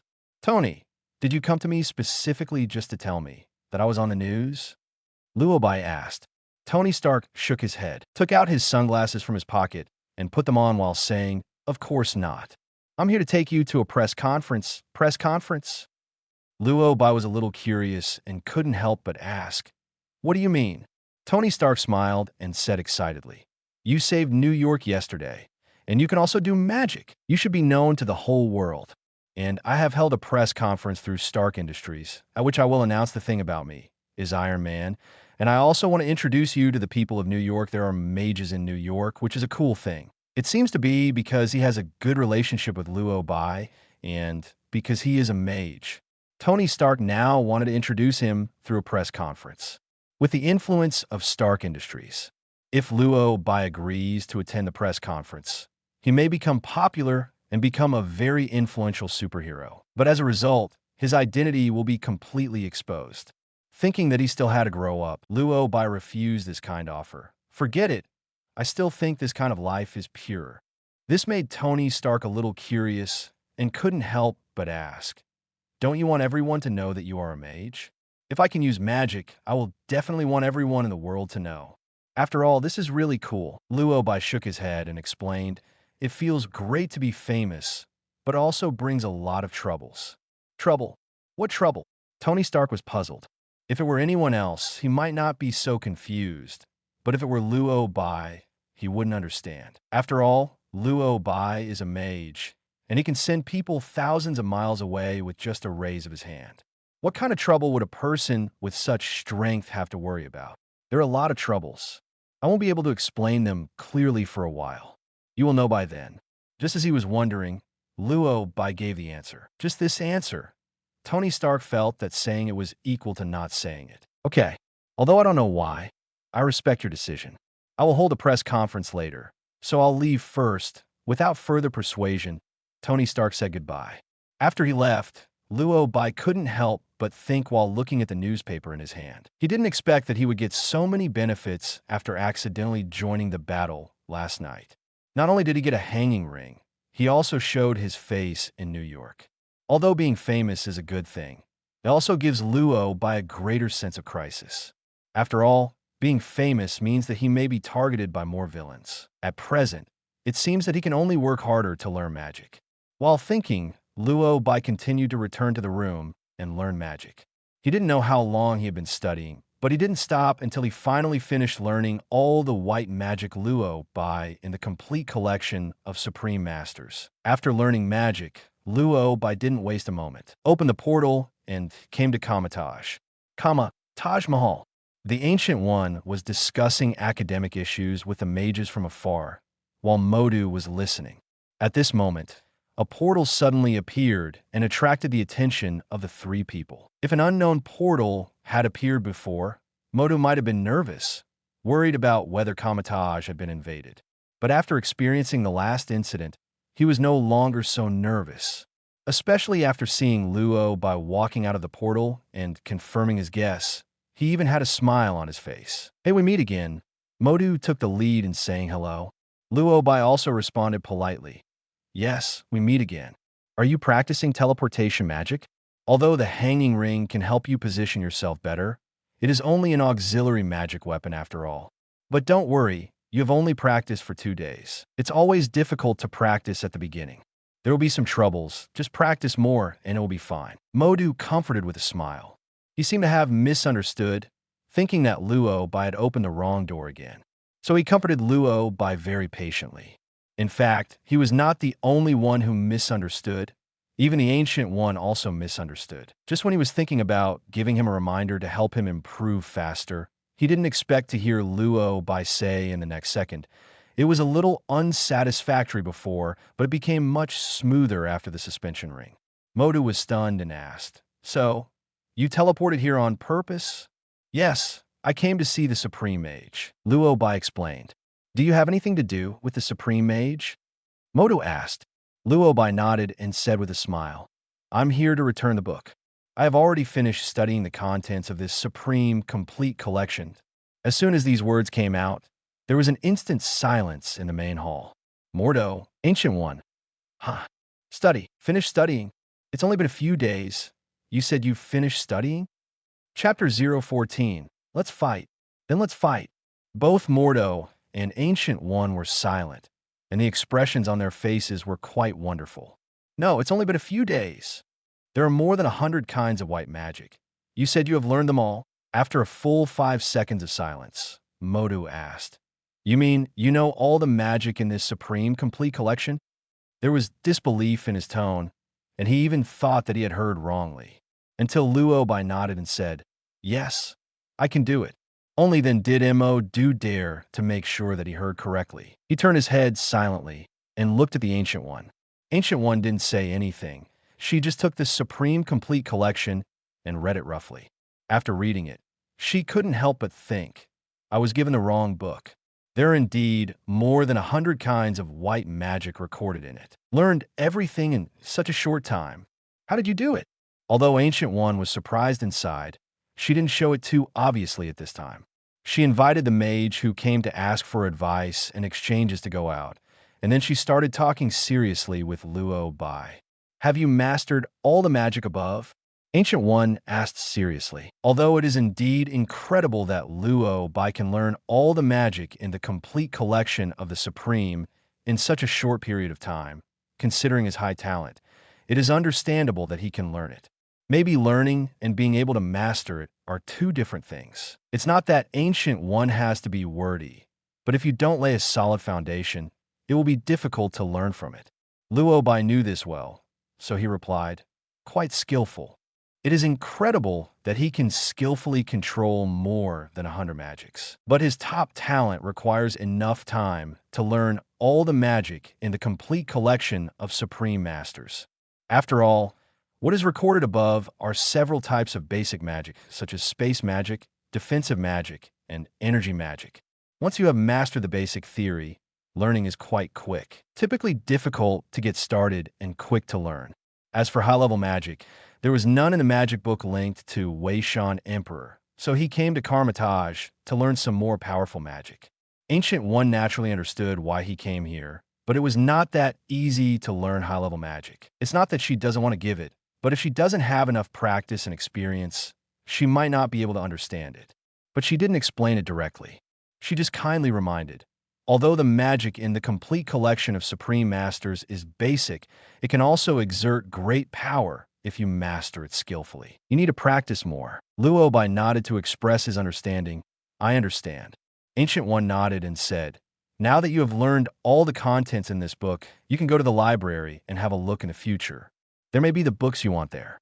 Kamataja's library. That's a great place. There are many magic books stored there. It can be said to be a treasure house that gathers all the white magic books. If Luo Bai could get in there, wouldn't he want to learn whatever he wanted? Modu, please take him to the library and return this book. Just as he was thinking about it, Ancient One began to make arrangements. Modu nodded and responded politely. Then Supreme Mage, I'll leave first. When Luo Bai saw this, he quickly said, I'll leave first too, Supreme Mage. Then the two left the main hall. As soon as he walked out of the main hall and came outside, Modu suddenly stopped, suppressed a smile, and said seriously, you can't learn magic quickly and quickly. As the Archmage of Karmitage, Modu manages all new mages and is naturally responsible for every beginner. Although Luo Bai is very talented, it is hard for him to believe that Luo Bai has mastered all basic magic in such a short time. He was worried that Luo Bai was eager for quick success, so he couldn't help but remind him, magic is not as easy to learn as you think. Being too anxious will only be counterproductive. Every mage wants to become stronger, but there is no shortcut to learning magic. I followed the Supreme Mage and trained many mages. Many of them wanted to contact more advanced magic after learning magic for a few days or a month, but in the end they failed because they could not understand it.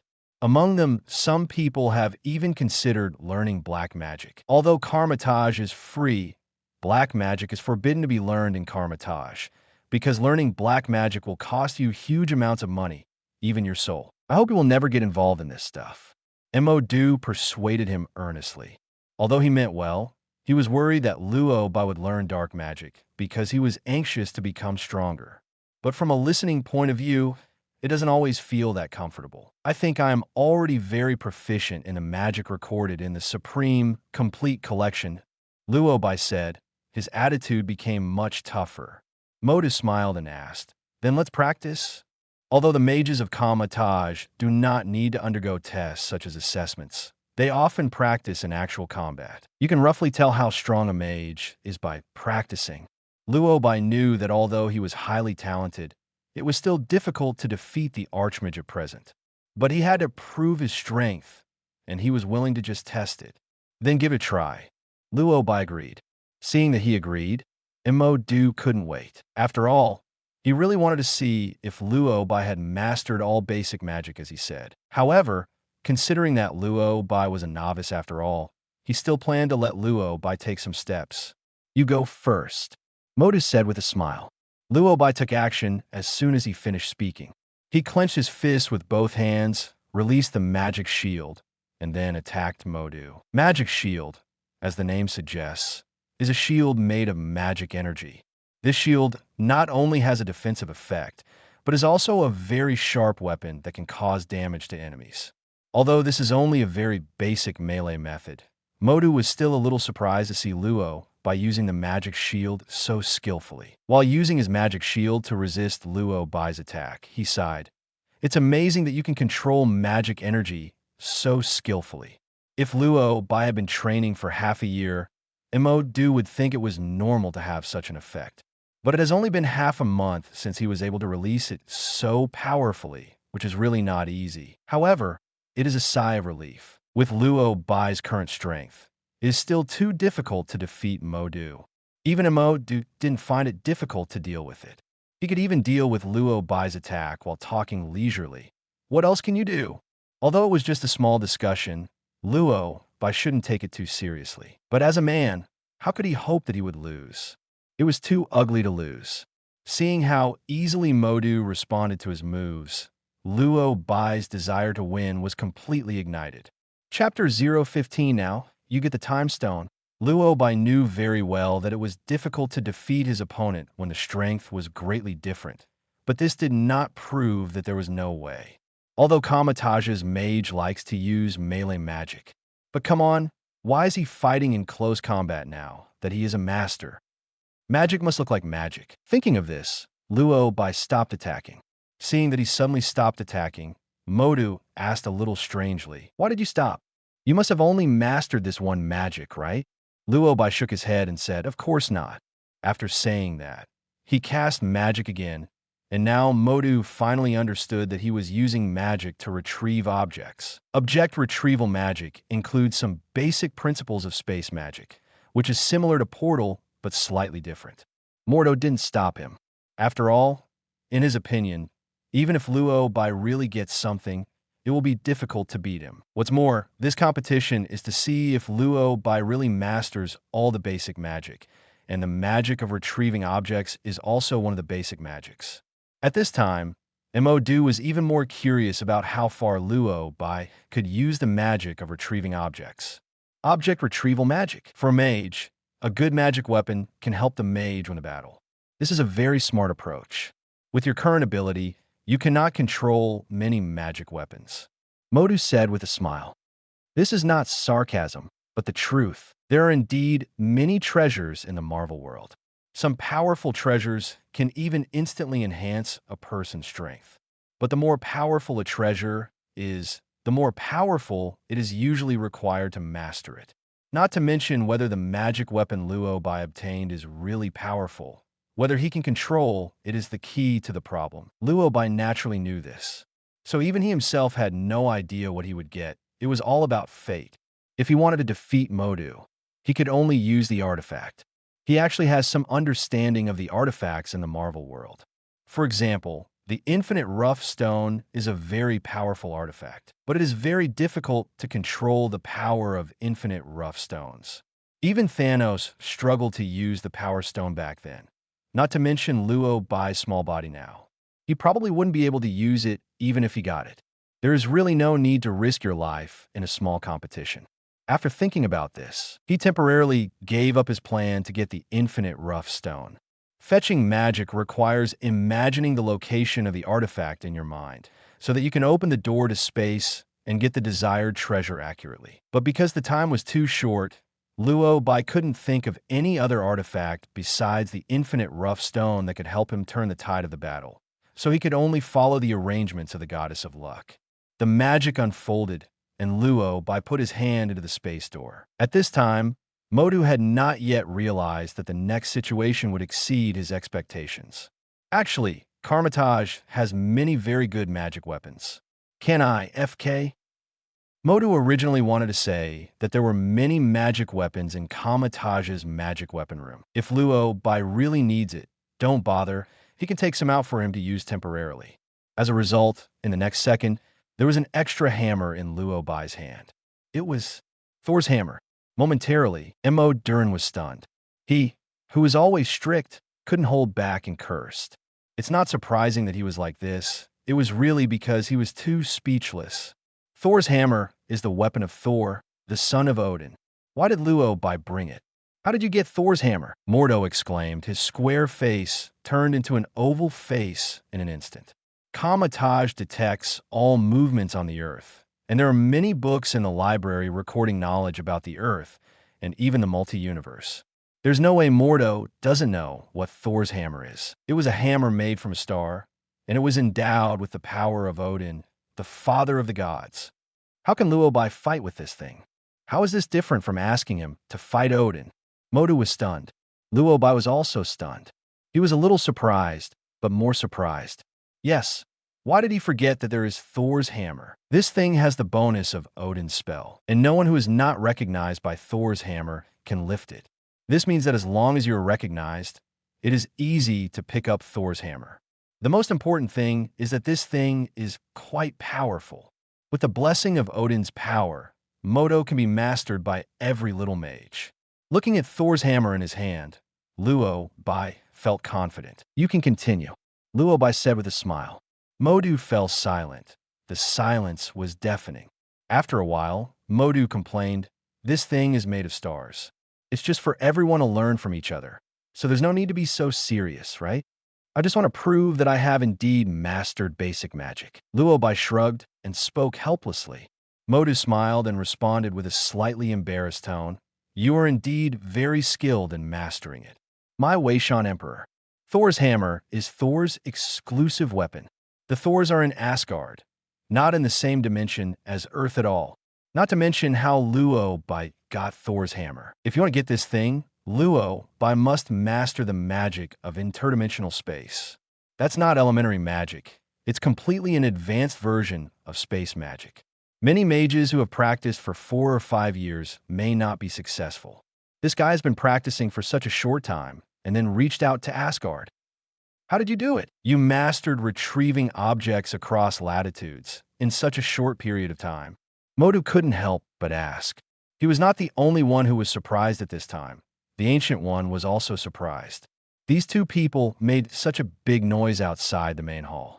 Ancient One is not deaf, so he naturally knows about it. She didn't show up because she wanted to see how far Luo Bai had mastered magic. But she didn't expect that Luo Bai could do this in such a short period of time. It seems that there is nothing wrong with the future. He is really the Supreme Mage. Ancient One opened his eyes wide with surprise. It's incredible, but Ancient One believed it. There is nothing wrong with the future. It is her who is wrong. Thinking of this, Ancient One walked out and interrupted the discussion between the two. Luo Bai, come in for a moment. Modu, wait outside the door. The sudden arrival of Ancient One surprised both of them. Luo Bai was a little puzzled, but Modu was more thankful. Fortunately, the Supreme Master saved him and saved his face. Otherwise, if he, a great mage, is defeated by a novice mage, how will he teach the newcomers if the news spreads? Modu immediately responded gratefully, "Yes, Supreme Mage." Then he stood aside and waited obediently. Luo Bai walked into the temple again with a confused expression. "What's wrong with the Supreme Mage?" Luo Bai asked. As soon as he finished speaking, Ancient One took off the magic weapon he was wearing from his neck and handed it over. "This is the Eye of Agamotto. You must promise me that from now on, you will protect it with your life." Luo Bai was very puzzled. "Isn't this the Time Stone?" The Ancient One actually gave it to him. Chapter 016, if you're lucky, you could do whatever you want. Eye of Agamotto is a magic weapon, which can also be said to be a container. Contained inside is an artifact the Time Stone. In the Marvel world, there are a total of 6 rough stones, also called gems. They are time, power, space, reality, soul, and the stone of the mind. The 6 rough stones are in different places and guarded by different people. The original stone of time is in Kamatage and is guarded by the Supreme Mage of all generations. So the Supreme Mage is also called the guardian of the original stone. Now, that the Ancient One has given the Time Stone to Luo Bai, is it possible that he wants to become the Supreme Mage? Although his talent is high, how long has he been learning magic? He has not received formal training from Karmatash. The Ancient One gave him the Time Stone so easily. Although Luo Bai didn't understand why, he still replied, "I will protect it with my life. So this thing is given to me?" "Yes." The Ancient One nodded and handed over the Eye of Agamotto. Luo Bai took it with some confusion and then began to study it carefully. The Eye of Agamotto outside is a magic weapon used to carry the rough stone inside. The rough stone inside is called the Time Gem, and it can control the power of time. Manipulating the power of time requires a certain amount of magical energy storage, which is still a bit difficult for you now, but with your talent, it should only be a matter of time before you learn it. To open the Eye of Agamotto, you need to use a spell. This is to ensure the safety of the Time Stone. The spell is very complex and has been created by the efforts of the Supreme Mages of all ages. I will tell you the spell now, but you must not tell other people about the spell. Only you and the Supreme Mage after you will know this spell. Ancient One patiently explained the function of rough stones and how to use them. Considering that the Eye of Agamotto requires a spell to open, she decided to tell Luo Bai about the spell. But before she could say anything, Luo Bai used magic to match her gestures. Along with a green light, the Eye of Agamotto was instantly opened. Ancient One, Luo Bai. The two stared at each other for a full minute, and the atmosphere was very awkward. Luo Bai could clearly see Ancient One's shocked eyes and gradually widening mouth. "How did you open it?" I don't know how long it took before Ancient One finally came back to his senses and asked. Luo Bai said with some embarrassment, "Supreme Mage, I want to say that I am blind. Do you believe it?" Ancient One said nothing, but the expression on his face seemed to say, "Do you think I believe it?" Although I know this is hard to believe, Luo Bai is really blind. Knowing the plot, he knew very well that a spell was needed to open the Time Stone. Because of this, he started tinkering with the Eye of Agamotto as soon as he got it, thinking about how to open it. Unexpectedly, he actually opened it, not to mention that his luck is unlucky, but he was actually able to fall under a spell. "Supreme Mage, I'm really confused. Actually, I've always been very lucky," Luo Bai explained sincerely. Ancient One frowned slightly and asked with a slightly confused tone, "Luck good?" She does know that it is lucky to have a girl with super abilities among the mutants. Can you fall under Agamotto's spell just by being lucky? Ancient One didn't quite understand it, but she thought that Luo Bai had to be informed of the spell in the first place, so she didn't want to delve into it further. "It's okay if you know how to do it, go ahead. There is the information you want in the library." Ancient One regained his composure, with a calm tone in his tone. Seeing that she did not pursue the case, Luo Bai was extremely happy. After putting the Eye of Agamotto on his body, he planned to leave the temple. After walking a few steps, Ancient One suddenly stopped him. "You should return Thor's weapon to him. Asgard and Karmatage have never been in contact with each other, so it's better to live in peace." Luo Bai nodded and immediately expressed his understanding. "You already have the rough Time Stone. Why does Luo Bai still need this broken hammer?" Thinking of this, he immediately used teleportation magic to send the hammer back. After finishing everything, Luo Bai left. After he left, Ancient One stared blankly at his back and couldn't help complaining. "How lucky are you? Can you get the right spell?" The Ancient One is wondering. In the distance, there was someone more puzzled than Ancient One at this time. Asgard. They sat at the dining table and couldn't figure out. "I have such a big hammer. How could I not see it? Where did my hammer go?" Thor roared loudly, and his anger made him throw the wine jar to the ground. "No, can you believe it? He was drinking with his good friends just now. While he was drinking, his hammer disappeared." "Thor, could it have been stolen?" asked a friend on the side. "Impossible. Only I can lift that hammer. It can't be stolen." Thor replied firmly. But you tried to summon it so many times just now, but the hammer didn't even come out. My friend couldn't help but remind him. Most artifacts are identified by their owners, as is Thor's hammer. In the past, if Thor stretched out his hand to summon him, the hammer would fly to him no matter where it was. But now Thor's hammer doesn't respond. Not only Thor's friends were surprised, but Thor was also surprised. I could recall it before. Why can't I recall it all of a sudden? Thor muttered. At this time, he was very curious about where his hammer went. I have to look for it, Thor said, getting up and going to find the hammer. At this moment, a small yellow circle suddenly appeared in the space. Someone noticed this and shouted, "Look, what is that?" In an instant, everyone's eyes were directed towards the yellow circle. But before they could study it carefully, they saw a hammer suddenly thrown out of the circle. Thor quickly caught it with his hands. At first glance, good guy, isn't this my own hammer? Hammer, this is my hammer, Thor shouted excitedly. The people around him cheered too. Everyone is happy for Thor to get the hammer back, including himself. But while he was happy, Thor realized something was wrong. Wait, what happened to that yellow door just now? Teleportation, Thor asked. It looks like teleportation. A friend on the side agreed. Thor frowned. Good guy. Someone is brave enough to reach out to Asgard. Does any of you know what happened with the teleportation just now? Thor asked, but everyone shook their heads. After all, I don't know who sent the hammer and then disappeared without even showing his face. And few people have seen this kind of power. This doesn't seem to be caused by Asgardians. Someone reminded. Thor frowned. He also discovered that the power just now definitely did not come from Asgard. Someone could actually reach out to Asgard without anyone noticing and almost take my hammer away. I must find this man. Let's go to Heimdall and ask about the situation. He has the eye of Heimdall that perceives all things. He must know who invaded Asgard just now. I must find this person, Thor said as he led a group of friends toward the Rainbow Bridge. Chapter 017, Taj, Library Kathmandu, Kamal Taj. Luo Bai was in a good mood after getting the original time stone, with a smile that couldn't be hidden on his face. Modu, who was leading the way, seemed to be aware of his joy. After a moment of silence, he couldn't help but say, "You seem to be in a good mood. It seems that the Supreme Mage has told you some good news." Luo Bai nodded and replied, "Well, there is good news." Modu did not ask further. After all, he was still thinking about the previous trial at this time.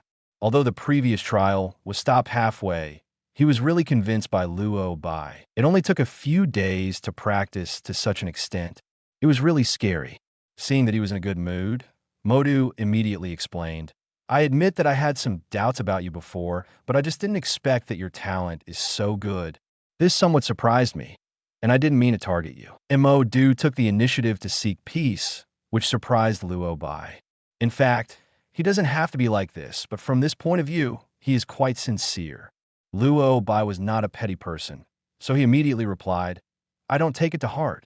Mortis shrugged his shoulders and said helplessly, "I can say without exaggeration that you are the most talented mage I have ever seen. I used to think that no matter how fast you were, it would take you a month to finish. Nothing happened. To think that you could finish it in just a few days is so damning." Although he knew that Luo Bai was talented, he never expected that he would be so talented. Why? Why are the gaps between people so big? Modu was a little helpless. At this moment, Luo Bai suddenly asked, "By the way, what time does Karmatage usually start training?" Modu was a little confused and asked, "Why do you ask this?" Luo Bai replied, "Training. Don't new mages have to go through systematic training?" Modu shook his head and said, "You don't need to train now." Luo Bai was a little confused and quickly asked, "What do you mean no training?" Modu explained, "After completing the introductory course, a mage can basically move freely. Like you now, you can choose to go to the library to read books and learn more magic, or go out to practice. There is no hard requirement to stay here." "Meaning that I can move freely from now on?" Luo Bai asked. "Yes. If you encounter a bottleneck that cannot be broken through, you can ask me or the Supreme Mage for answers. There are 3 temples in Karmatage. If there is danger, the temple will recall all the mages. From the temple, you can go straight back to Karmatage Mordu explained. Luo Bai frowned and complained helplessly. So, I'm completely self-taught. After all, I'm also a disciple of Karmatage, and I also got the time stone. Why do I feel like I have been left alone? Modu smiled and said, with your talent, it's probably hard for anyone to teach you for a few days. This is not a sarcasm, but the truth. With his talent, he will probably graduate from school after just a few days of study. What's more, the training content is relatively systematic, and the content learned every day is also very fixed. If he really trains with the mage, his learning progress may be delayed. Who knows how quickly he learned? Modu was helpless. After all, he has been studying magic for half his life, and he is also a mage at the level of an archmage. This was the first time he met a novice mage that he couldn't even teach. Okay, the library is here. Without thinking anymore, Modu reminded him. The two stopped outside a building that looked very inconspicuous and even somewhat shabby from the outside. Through an old iron door, the two entered the library. As soon as I walked in, I saw a mage sitting at the table. The mage also noticed them and stood up. This is the administrator of the library. If you want to borrow books, you need to register with him. Modu introduced. Looking at the mage in front of him, Luo Bai was a little curious. After all, in his impression, the library administrator seemed to be the king.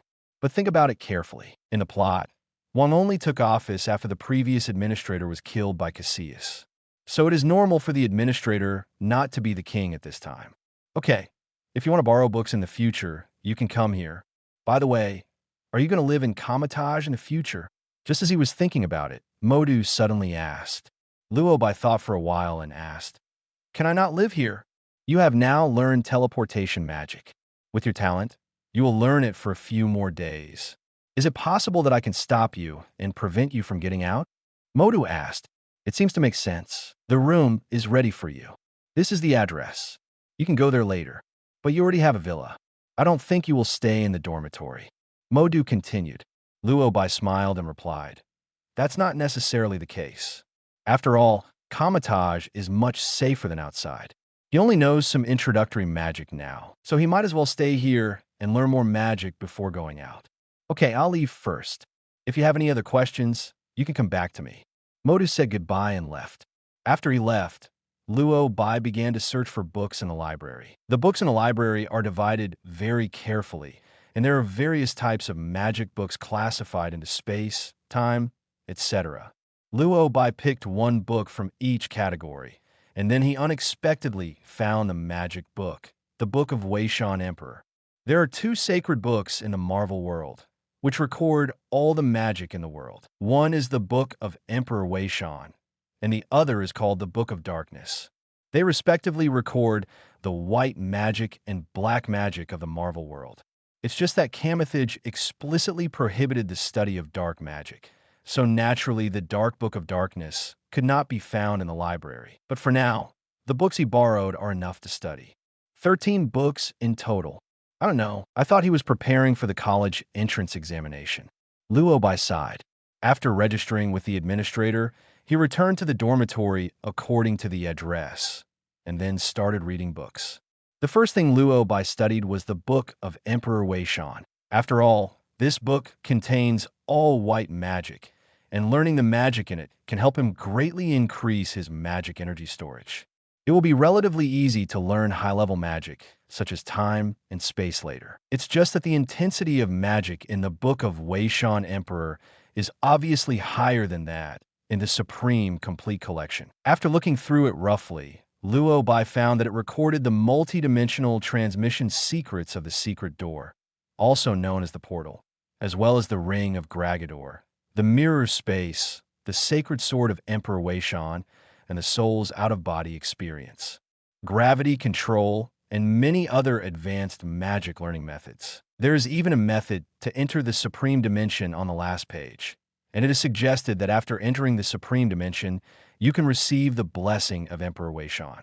All in all, it looks quite complicated, but it's difficult, but you still have to learn. Luo Bai could only start the hard learning mode. Chapter 0:18 Emperor Weishan came to bless you personally. Although Luo Bai understands the theory, it has a certain basis. But because his training time was too short, the magic energy in his body was not very powerful yet. Most of the white magic in the Book of Weishan Emperor requires powerful magical energy to control, which adds a lot of difficulty to his practice.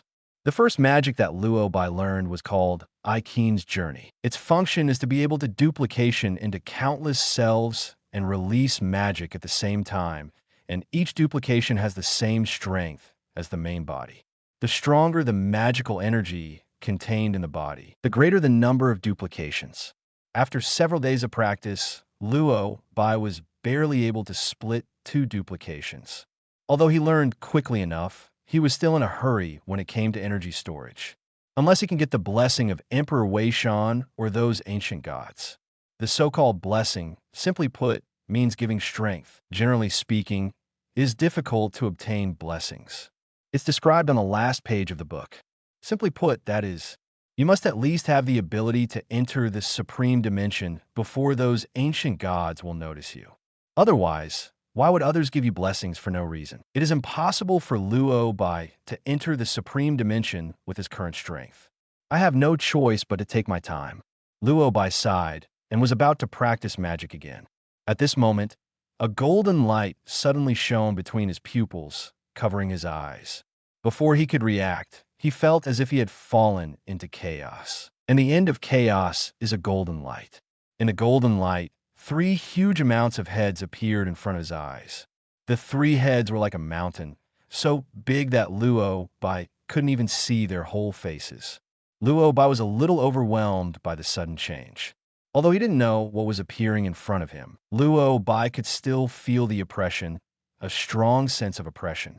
For a moment, Luo Bai even forgot to think, until a voice rang in my ears. Talents beyond ordinary people are rare. Then another voice sounded. My child, you have an unusual future. Another voice echoed. You deserve to be blessed. 3 heads said 3 different words. After he finished speaking, before Luo Bai even came back to his senses, the golden light became brighter and brighter, so bright that it stung his eyes. Luo Bai closed his eyes subconsciously. When he opened his eyes again, the 3 heads disappeared, along with the strange space. He returned to the dormitory, Kamatage's simple dormitory. Everything was as psychedelic as a dream, but Luo Bai clearly felt that he was much smoother, as if someone had forcibly transmitted waves of magic energy, and the magic energy in his body had increased by huge amounts. This is a blessing. Good guy. He was actually chased by Emperor Weishan to give him a blessing. Emperor Weishan is not an ancient god, but the collective name of 3 ancient gods. These 3 ancient gods are the almighty Ohit, the all-seeing Agamotto, and the old hogs. The 3 of them formed the trinity of gods, Emperor Weishan. Therefore, in Luo Bai's memory, the image of Emperor Weishan is 3 heads. The 3 heads combine what they say. Luo Bai can 100% confirm that he has been blessed. He originally thought that in order to receive Emperor Weishan's blessing, at least he would have to wait until he had the ability to enter this supreme dimension. Unexpectedly, he was chased and blessed by Emperor Weishan. Luo Bai is so excited. Feeling the sudden surge of powerful energy in his body, he couldn't wait to start training. And at the same time, in the main hall, Ancient One, who was sitting quietly meditating on the multi-universe, suddenly opened his eyes. Kamatage was created by the Ancient One, and it can also be said that Kamatage is her dimension. This also means that she can detect anything that happens in Kamatage immediately. Even if others didn't notice the abnormality of Kamatage just now, she could still feel it because she was so familiar with it. That was a blessing from Emperor Weishan. Blessings be upon Kamal Taj. Moreover, Emperor Weishan came here specifically. Even without asking specifically, Ancient One could guess that the only person to whom the blessing could be given was Luo Bai. It's incredible that Emperor Weishan specially came to bless him. Ancient One couldn't help but sigh. In her impression, ancient gods like this have never actively given blessings, not to mention taking the initiative to come and bless you. Those who can receive blessings from Emperor Weishan are usually those who have gone through trials. That is, only those who have entered this supreme dimension can receive blessings. But this time, Emperor Weishan actually came over on his own initiative. It seems that his talent alarmed Emperor Weishan. Ancient One muttered again. Emperor Weishan is in charge of all white magic. Once someone learns white magic, they will know it. After all, the power is borrowed from them. Presumably, they realized that Luo Bai's talent was too strong, so they came to bless him. It's reasonable, but unexpected. But that's fine. With Emperor Weishan's blessing, Luo Bai can grow faster, and soon she will be able to leave with peace of mind. Just as he was thinking about it, Modu came over. Supreme Mage, Modu shouted as soon as he entered the door. Is something wrong? Ancient One asked. Modu nodded and answered very seriously. A group of people dressed very strangely came to Kathmandu. They are now everywhere asking about the location of Kamataj. It seems that they are here with bad intentions. Ancient One didn't say anything, but he already understood in his heart. Thor should have come looking for him. I heard that Thor had a very bad temper, just like Odin back then. Luo Bai took his hammer, so it was normal for him to find it. Supreme Mage, do you need me to handle it? Seeing that she didn't speak, Modu asked again. Ancient One shook his head and said, Don't worry, they will go back if they can't find it. If they don't go back, I will go and have a look. Finding Kamataj is not easy. It would be even harder if the Ancient One didn't want to. So much so that Thor searched for it in Kathmandu for 3 full days, but couldn't even find a door. Thor, did we make a mistake? I feel like we have asked all the people in the city, and no one knows where Kamataj is. Could it be that this place doesn't exist at all? Heimdall can't go wrong. But didn't he also say that he couldn't see who specifically held the hammer, and could only roughly guess that it came from Kamal Taj? It's really strange. Heimdall has the eye to perceive all things. How can there be a place that he can't see? Thor's friends were talking a lot, but Thor was extremely irritable at this time.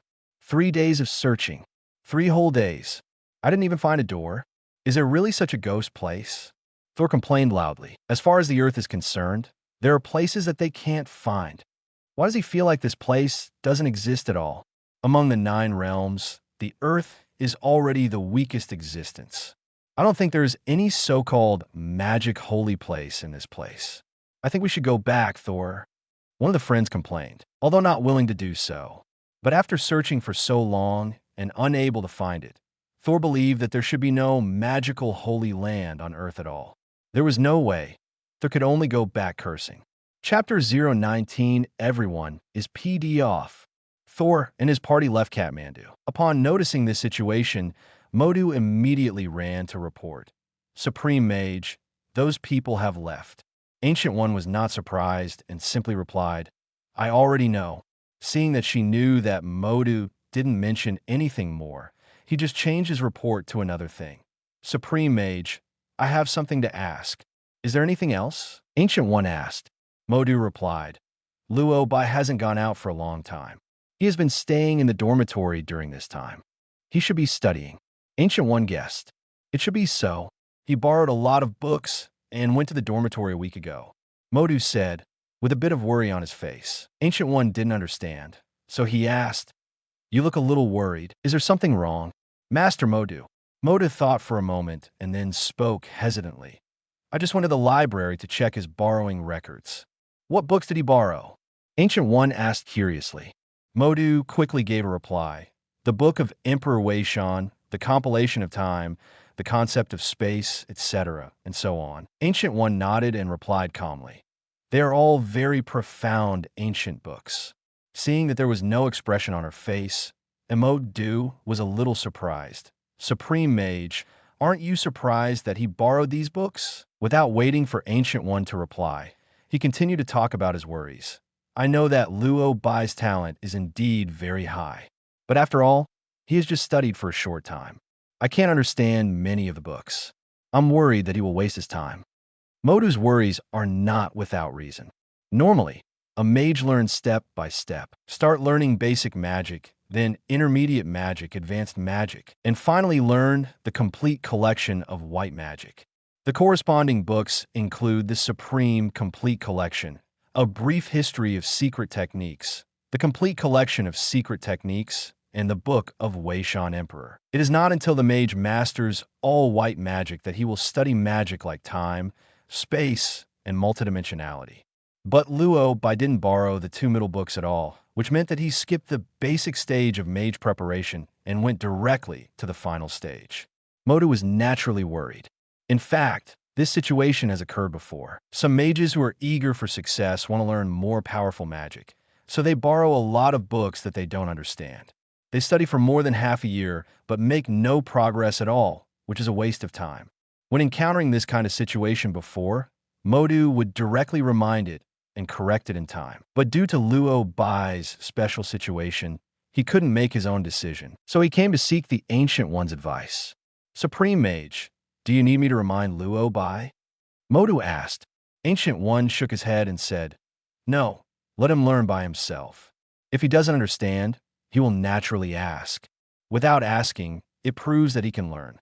Although Ancient One is also a little worried. But thinking about the fact that the Weishan Emperor came after him to bless him a few days ago, the Ancient One felt that maybe he should believe Luo Bai.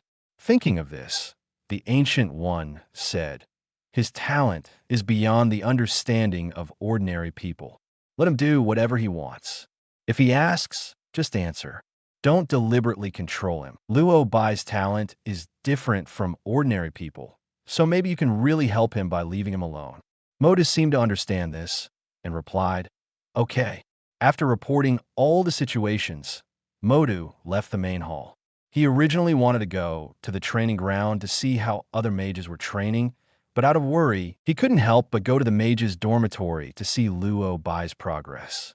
Walking to the door of Luo Bai's dormitory, he hesitated and knocked on the door. Soon, Luo Bai opened the door crack. As soon as he opened the door, Modu smelled the scent, which was the aroma of food. Are you eating? Modu asked. Luo Bai nodded and said, yes. Have you eaten yet? Do you want to eat some? Modu shook his head and asked, can I go in and sit down? Of course.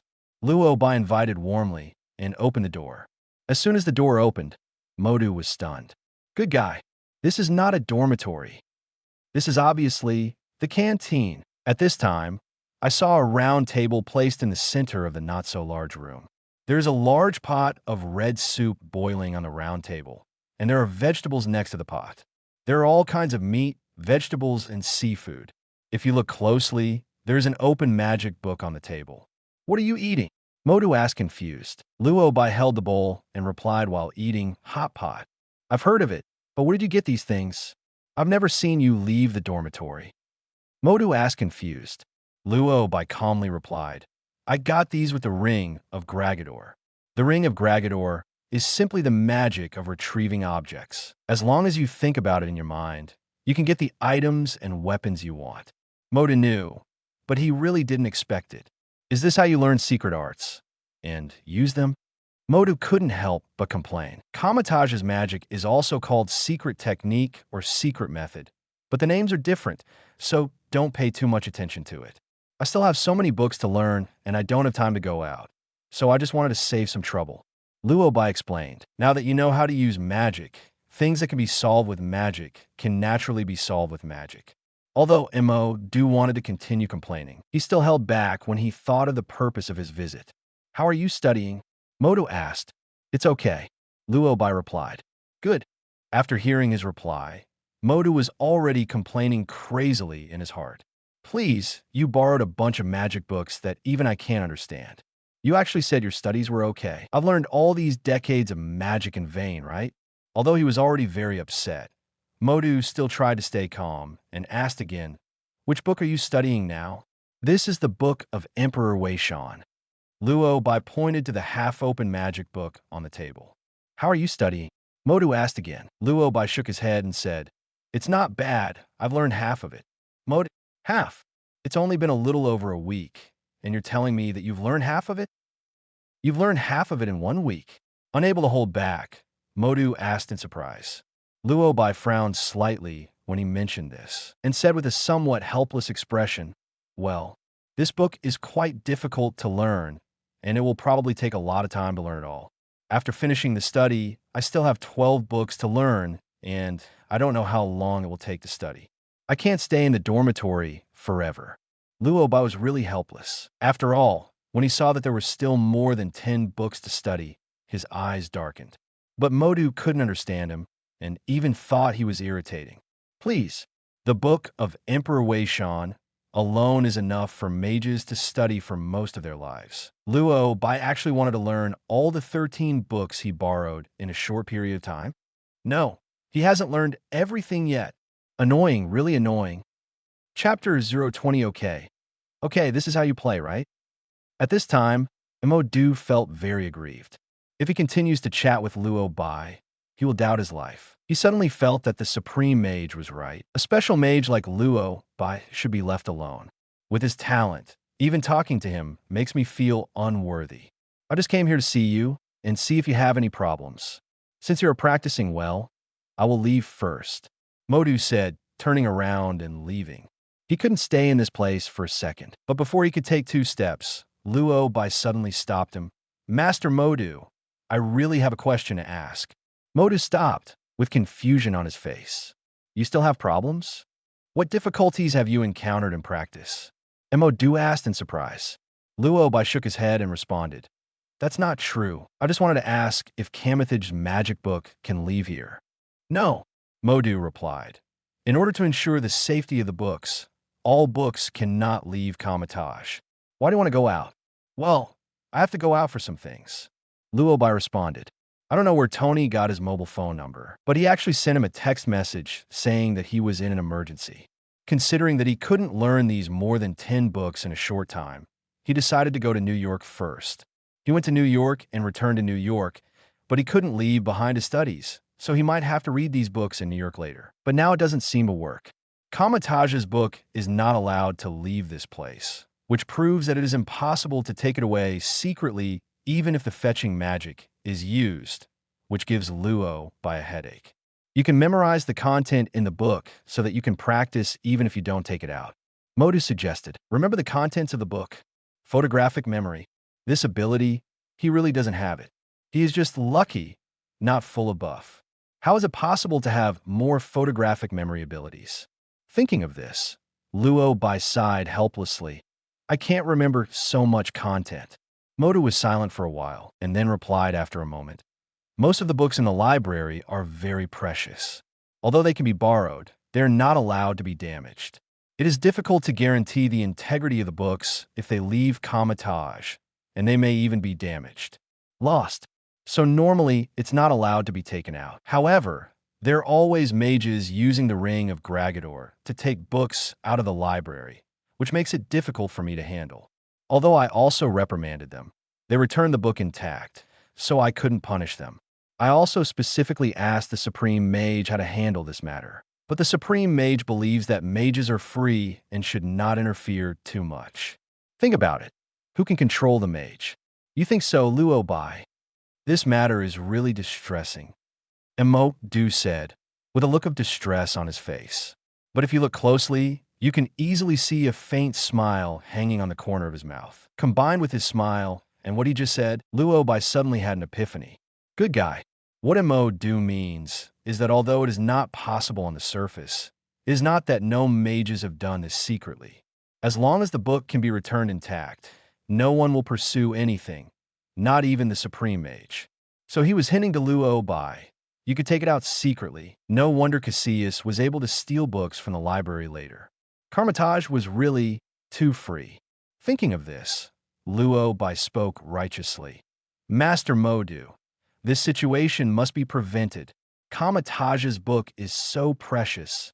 It would be bad if it was lost. I think so too. So you won't do this, right? Modu asked. Of course not. Master Modu, you must believe in my character. Luo Bai said quickly. Of course I believe you, okay. I'll leave first, then you study hard. After finishing speaking, Modu left, and before leaving, he gave a few pretentious instructions. As soon as he left, Luo Bai began to clean up the dormitory. Although he had promised Modu just now that he would never take the book out, but anyone with a discerning eye would know that the two of them were talking nonsense. Modu had already hinted so clearly it would be wrong of him if he didn't appreciate it anymore. So, wait until the dormitory is cleaned up. Luo Bai held the book and opened a portal to Stark's villa. Looking at his huge villa, Luo Bai couldn't help but sigh. Although Kamal Taj is nice, who wouldn't want to live in a villa? I don't know what Stark wants from me, Luo Bai muttered. He walked up to the study on the second floor and put away the magic book. After putting it away, he was about to call Stark to ask what happened, but the next second he heard movement outside the door. The movement was actually not that big. It was just the sound of gurgling water coming from the bathroom. The bathroom is at the end of the corridor on the second floor, still some distance from the study. But because of his magic practice, Luo Bai's 5 senses were already different from ordinary people, so he could still detect even the slightest sound. This made Luo Bai a little strange. Why is there the sound of water in the bathroom? Could it be that there was a burglar in the house during his absence? His idea is not unreasonable. The public security in Country M is not good to begin with, and break-ins and thefts often occur. What's more, with such a big villa, it's normal for him to be targeted by thieves. Luo Bai frowned at this thought. Such a thief, how dare he steal from Master Fa's house? Tired of living? While thinking about it, Luo Bai walked toward the bathroom. At this time, he was very vigilant and was ready to take action at any time. He never expected that when he walked to the bathroom door, he saw a slim woman who was all wet and only wearing a bath towel. At this time, the woman was wiping her green hair with a towel in her hand. She seemed to notice someone approaching, and she immediately turned her head. Luo Bai didn't give her time to react and immediately released the magic Sidorak Crimson Chain. The Crimson Chain of Sidorak, the white magic recorded in the Book of Emperor Weishan. After use, it can summon crimson chains to imprison the enemy. If it is strong, it can summon countless crimson chains. Although Luo Bai's strength could only summon 4 chains for the time being, it was enough to restrain the woman in front of him. The moment Luo Bai used magic, for crimson chains appeared out of thin air from all directions and instantly restrained the woman. The woman seems to be no ordinary person, and she wants to use her ability on Luo Bai. Luo Bai frowned and immediately opened the mirror space to surround the entire villa, forcefully pulling the woman into his space. At this time, the woman finally became honest. As if she had never seen such an ability, the woman was very surprised and said, "What kind of ability is this? Where am I? Why do I feel like I am disconnected from everything around me?" But Luo Bai didn't answer. He just asked in a cold voice, "How dare you steal Master Fa's home?" Chapter 021, do you mean I still have to post it? Steal. Master. After extracting several keywords, the woman quickly asked, "So you are not sent by the Mutant Association to arrest me? You're the owner of this villa." Luo Bai did not answer, but asked, "Do you think you are qualified to ask me any questions now? If you break into someone else's home without the owner's permission, you can't beat the owner of the room." Judging from the current situation, women are indeed not qualified to ask questions. It seemed that she finally saw the current situation clearly. The woman quickly apologized and said sincerely, "I'm sorry. If you have anything to ask, just ask." Luo Bai put his hands behind his back, looked at the woman, and asked, "You just mentioned the Mutants Association, so you are a mutant?" The woman nodded and replied sincerely, "Yes." "What's your name, and why are you at my house?" Luo Bai asked again. The woman was finally able to explain. "My name is Lorna Dane. I'm really not a thief. I think you must have misunderstood. I know it was wrong of me to break into your house, but I really had no choice. I hid in your house to avoid being hunted. I just want to hide in your house for 2 days and then leave. I really didn't steal anything. You can check the room, really." Lorna Dane explained with sincerity in her eyes. Hearing her say his name, combined with her appearance, Luo Bai knew that she was not lying. Lorna Dane, mutant. Nickname, Polaris. She is the daughter of Magneto and inherited her father's ability to control the magnetic field to create fields. The most iconic thing is the long green hair. Mutant, long green hair. Luo Bai had already roughly confirmed in his heart that the woman in front of him was indeed Polaris. Combined with her explanation just now, it is not difficult to guess what happened. In the Marvel world, mutants have always had a very low social status, mainly because mutants have very powerful abilities, and this ability threatens humanity. So governments everywhere are very repulsive to mutants. The government had no way to kill powerful mutants, so it could only manage them. So the Mutant Association appeared. The Mutants Association is an organization specifically responsible for managing mutants. They will capture the mutants and then control them. They say they control them, but they actually mean surveillance and research. Therefore, once captured by the people of the Mutant Association, the mutants will inevitably face torture that is worse than life. Because of this, most mutants are unwilling to be captured. After all, who wants to be tortured? The same must be true for Polaris. In order to avoid capture, Polaris accidentally broke into his villa. Seeing that there was no one in the villa, she wanted to stay for 2 days and wait until it was safe before leaving. Unexpectedly, by coincidence, I met Luo Bai and came back. Reasonable, but inexcusable. Although you may have broken in unintentionally, it is wrong for you to break into someone else's house privately. And you are still taking a shower in my house. You really don't see anyone outside. Luo Bai couldn't help complaining. Polaris was a little embarrassed and said hurriedly, "In order to avoid being caught, I haven't taken a shower for a long time, so I borrowed the bathroom for a while. I'm really embarrassed. If an apology is useful, what else should the police do?" Luo Bai frowned and continued to question. Hearing him say the word police, Polaris was a little anxious. "You can punish me. You can do whatever you want me to do. But please don't hand me over to the police.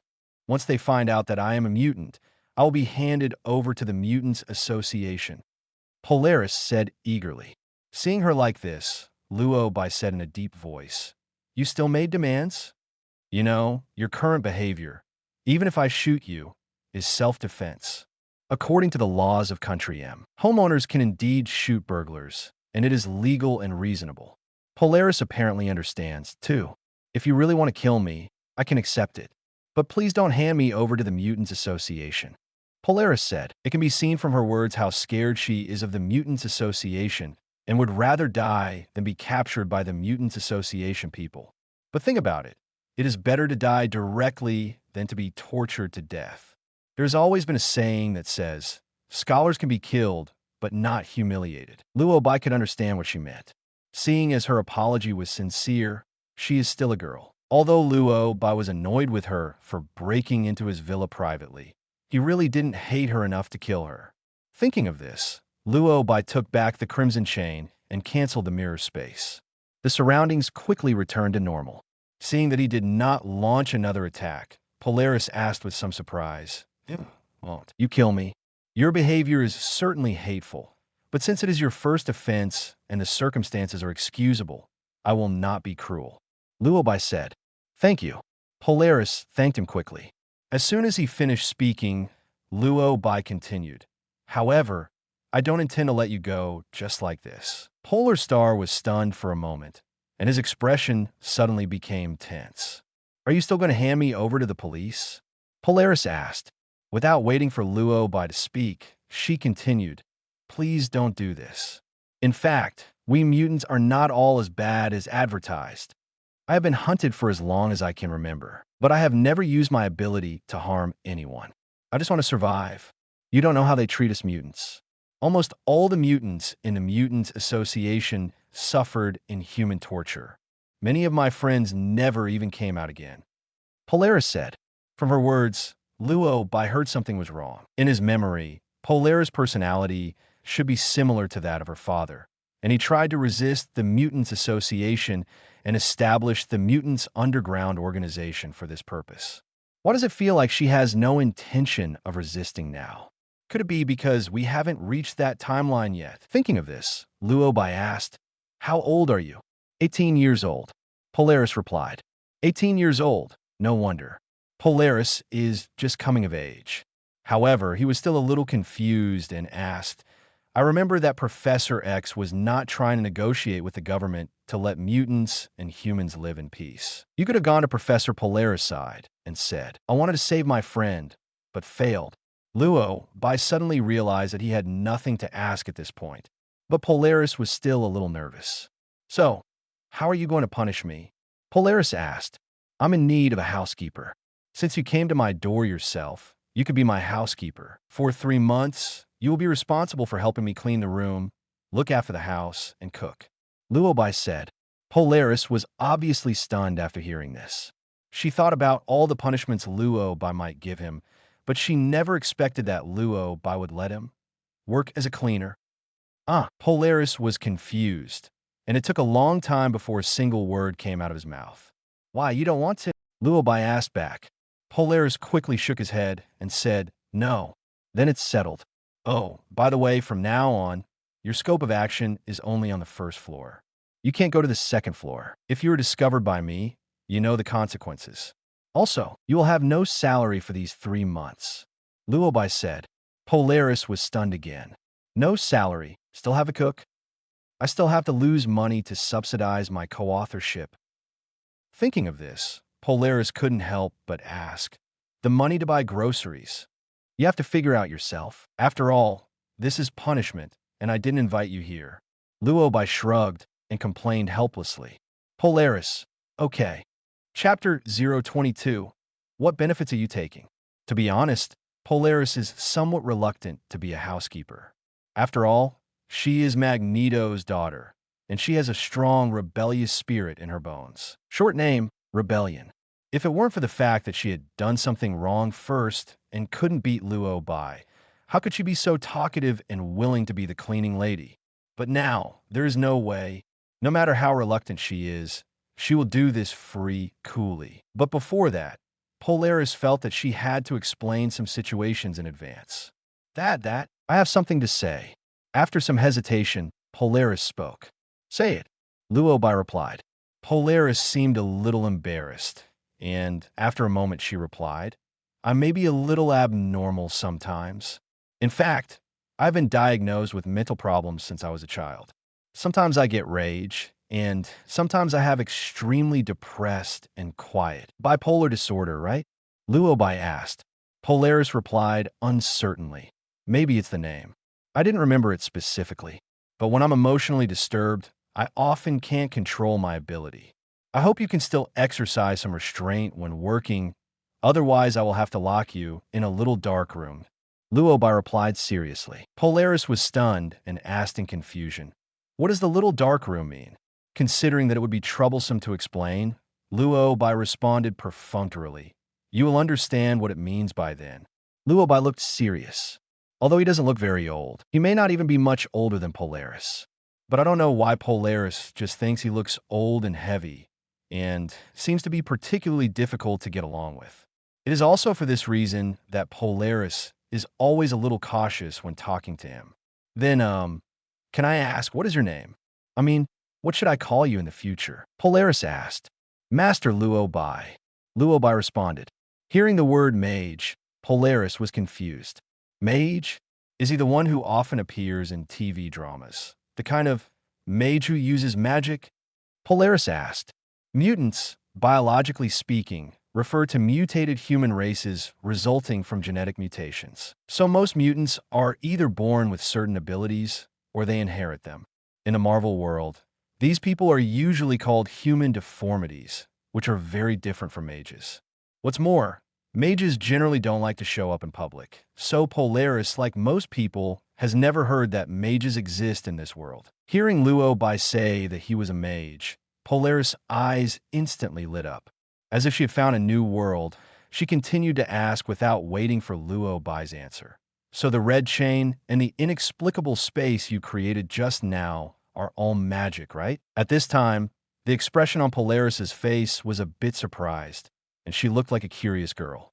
Luo Bai felt that these questions were difficult to explain clearly in a short while, so he simply gave up answering them. You put your clothes on first, Luo Bai said. Only then did Polaris remember that he seemed to be wearing only a bathrobe. Although it is indeed not good for a woman to dress so revealingly in front of strange men, Polaris doesn't seem to take it too seriously. Isn't this wrapped in a bathrobe?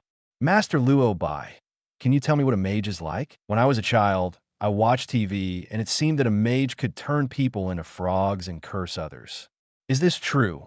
Polaris continued to ask. Luo Bai didn't say a word and left speechlessly. He went straight to the study and continued to sort out the magic books. While sorting out the book, Luo Bai was thinking about what had just happened. To be honest, Luo Bai didn't expect that he would be able to pick up housework for free just after returning home. He had been thinking before that it was really inconvenient for such a big villa to have no housekeeper. After all, he didn't have time to stay here every day to tidy up. Unexpectedly, Polaris arrived at my door by itself. Although she looks a bit younger, her work may not be so reliable. But she is a mutant. She also has the ability to control magnetic fields, so ordinary people can't defeat her. It's hard to find a housekeeper like this who can not only look after the house, tidy up the room, but also pay for cooking. There's no other way. Who gave him good luck thinking of this? Luo Bai was in a good mood, and after finishing sorting out the magic book, he sent a message to Stark. He didn't forget that he came to New York this time because of Stark. About 15 minutes later, Stark appeared outside the villa. As soon as the door opened, Stark walked in as unobtrusively as before. As he walked, Stark said, "Luo Bai, where have you been these days? I've been looking for you." Stark walked over to the sofa and prepared to sit down, as usual. But before he sat down, he noticed something was wrong. There is one more person in the room, and she is still a girl. She looks like she is underage. Who is this? Stark couldn't help but ask. "My new housekeeper." Luo Bai responded calmly. Now Stark wasn't calm anymore. "What the hell? Your new housekeeper? Are you serious?" Stark asked in disbelief. Luo Bai nodded and replied affirmatively. "Yes." Stark still couldn't believe it. "Come on, this girl looks unfinished. Whose minors come out to do housework? Why not do something else?" Thinking of this, Stark continued, "I'm actually not that conservative. You seem to be an adult, and you're old enough to fall in love. And I won't say anything, so you don't have to hide it from me. Or, she's a minor. If that's the case, I have to talk to you about this. You should be an adult, after all." I have to say that Stark is quite clever sometimes. These words made Luo Bai silent. Fortunately, Polaris opened his mouth to explain in time. "Hello, Mr. Stark. My name is Lorna Dane, and I am the new housekeeper hired by Master Luo Bai.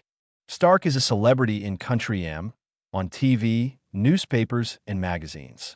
He can be found almost wherever you can brush your face. There are very few people in New York who don't know him, so Polaris naturally knows him too.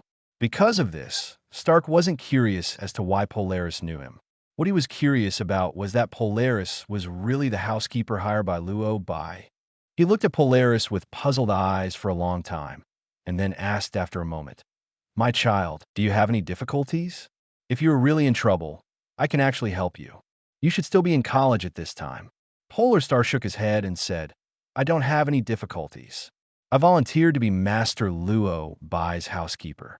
Stark was completely speechless. He looked at Luo Bai with envy, jealousy, and hatred and asked, "So, where did you kidnapped?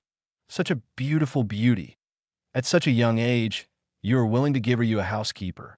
Luo Bai did not respond, but asked, "Tony, did you forget that you came to me if you have something urgent?" Only then did Stark finally remember the purpose of his visit. "Oh, by the way, I have something urgent to come to you. To be honest, Luo Bai, I have been very depressed during your absence, really very depressed. I think I may not live long." Stark said, his expression dimmed instantly. Chapter 023, SHIELD, Nick Fury. "Can't survive? What do you mean?" Luo Bai asked, confused. "Why don't you want to live even though you are so good?" Polaris on the side was also frightened by these words. He couldn't help but ask, "You have appeared frequently in the news and newspapers recently. You are rich and famous. Why do you suddenly say such things?" Stark sighed and said, "A lot of things happened during your absence. I just look happy, but in fact I am not happy for long. There is a problem with my arc reactor." "Arc reactor?" Luo Bai remembered it when he mentioned it. "Are you poisoned by palladium?" Luo Bai asked. Hearing what he said, Stark's eyes lit up as he was still very depressed. "You know what's going on with me?" Stark asked. "Looking at your symptoms, they look quite similar."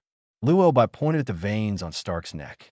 It was obvious that they were different from ordinary people. Seemingly seeing that Luo Bai knew about palladium poisoning, Stark asked happily, "Then do you know how to deal with it?"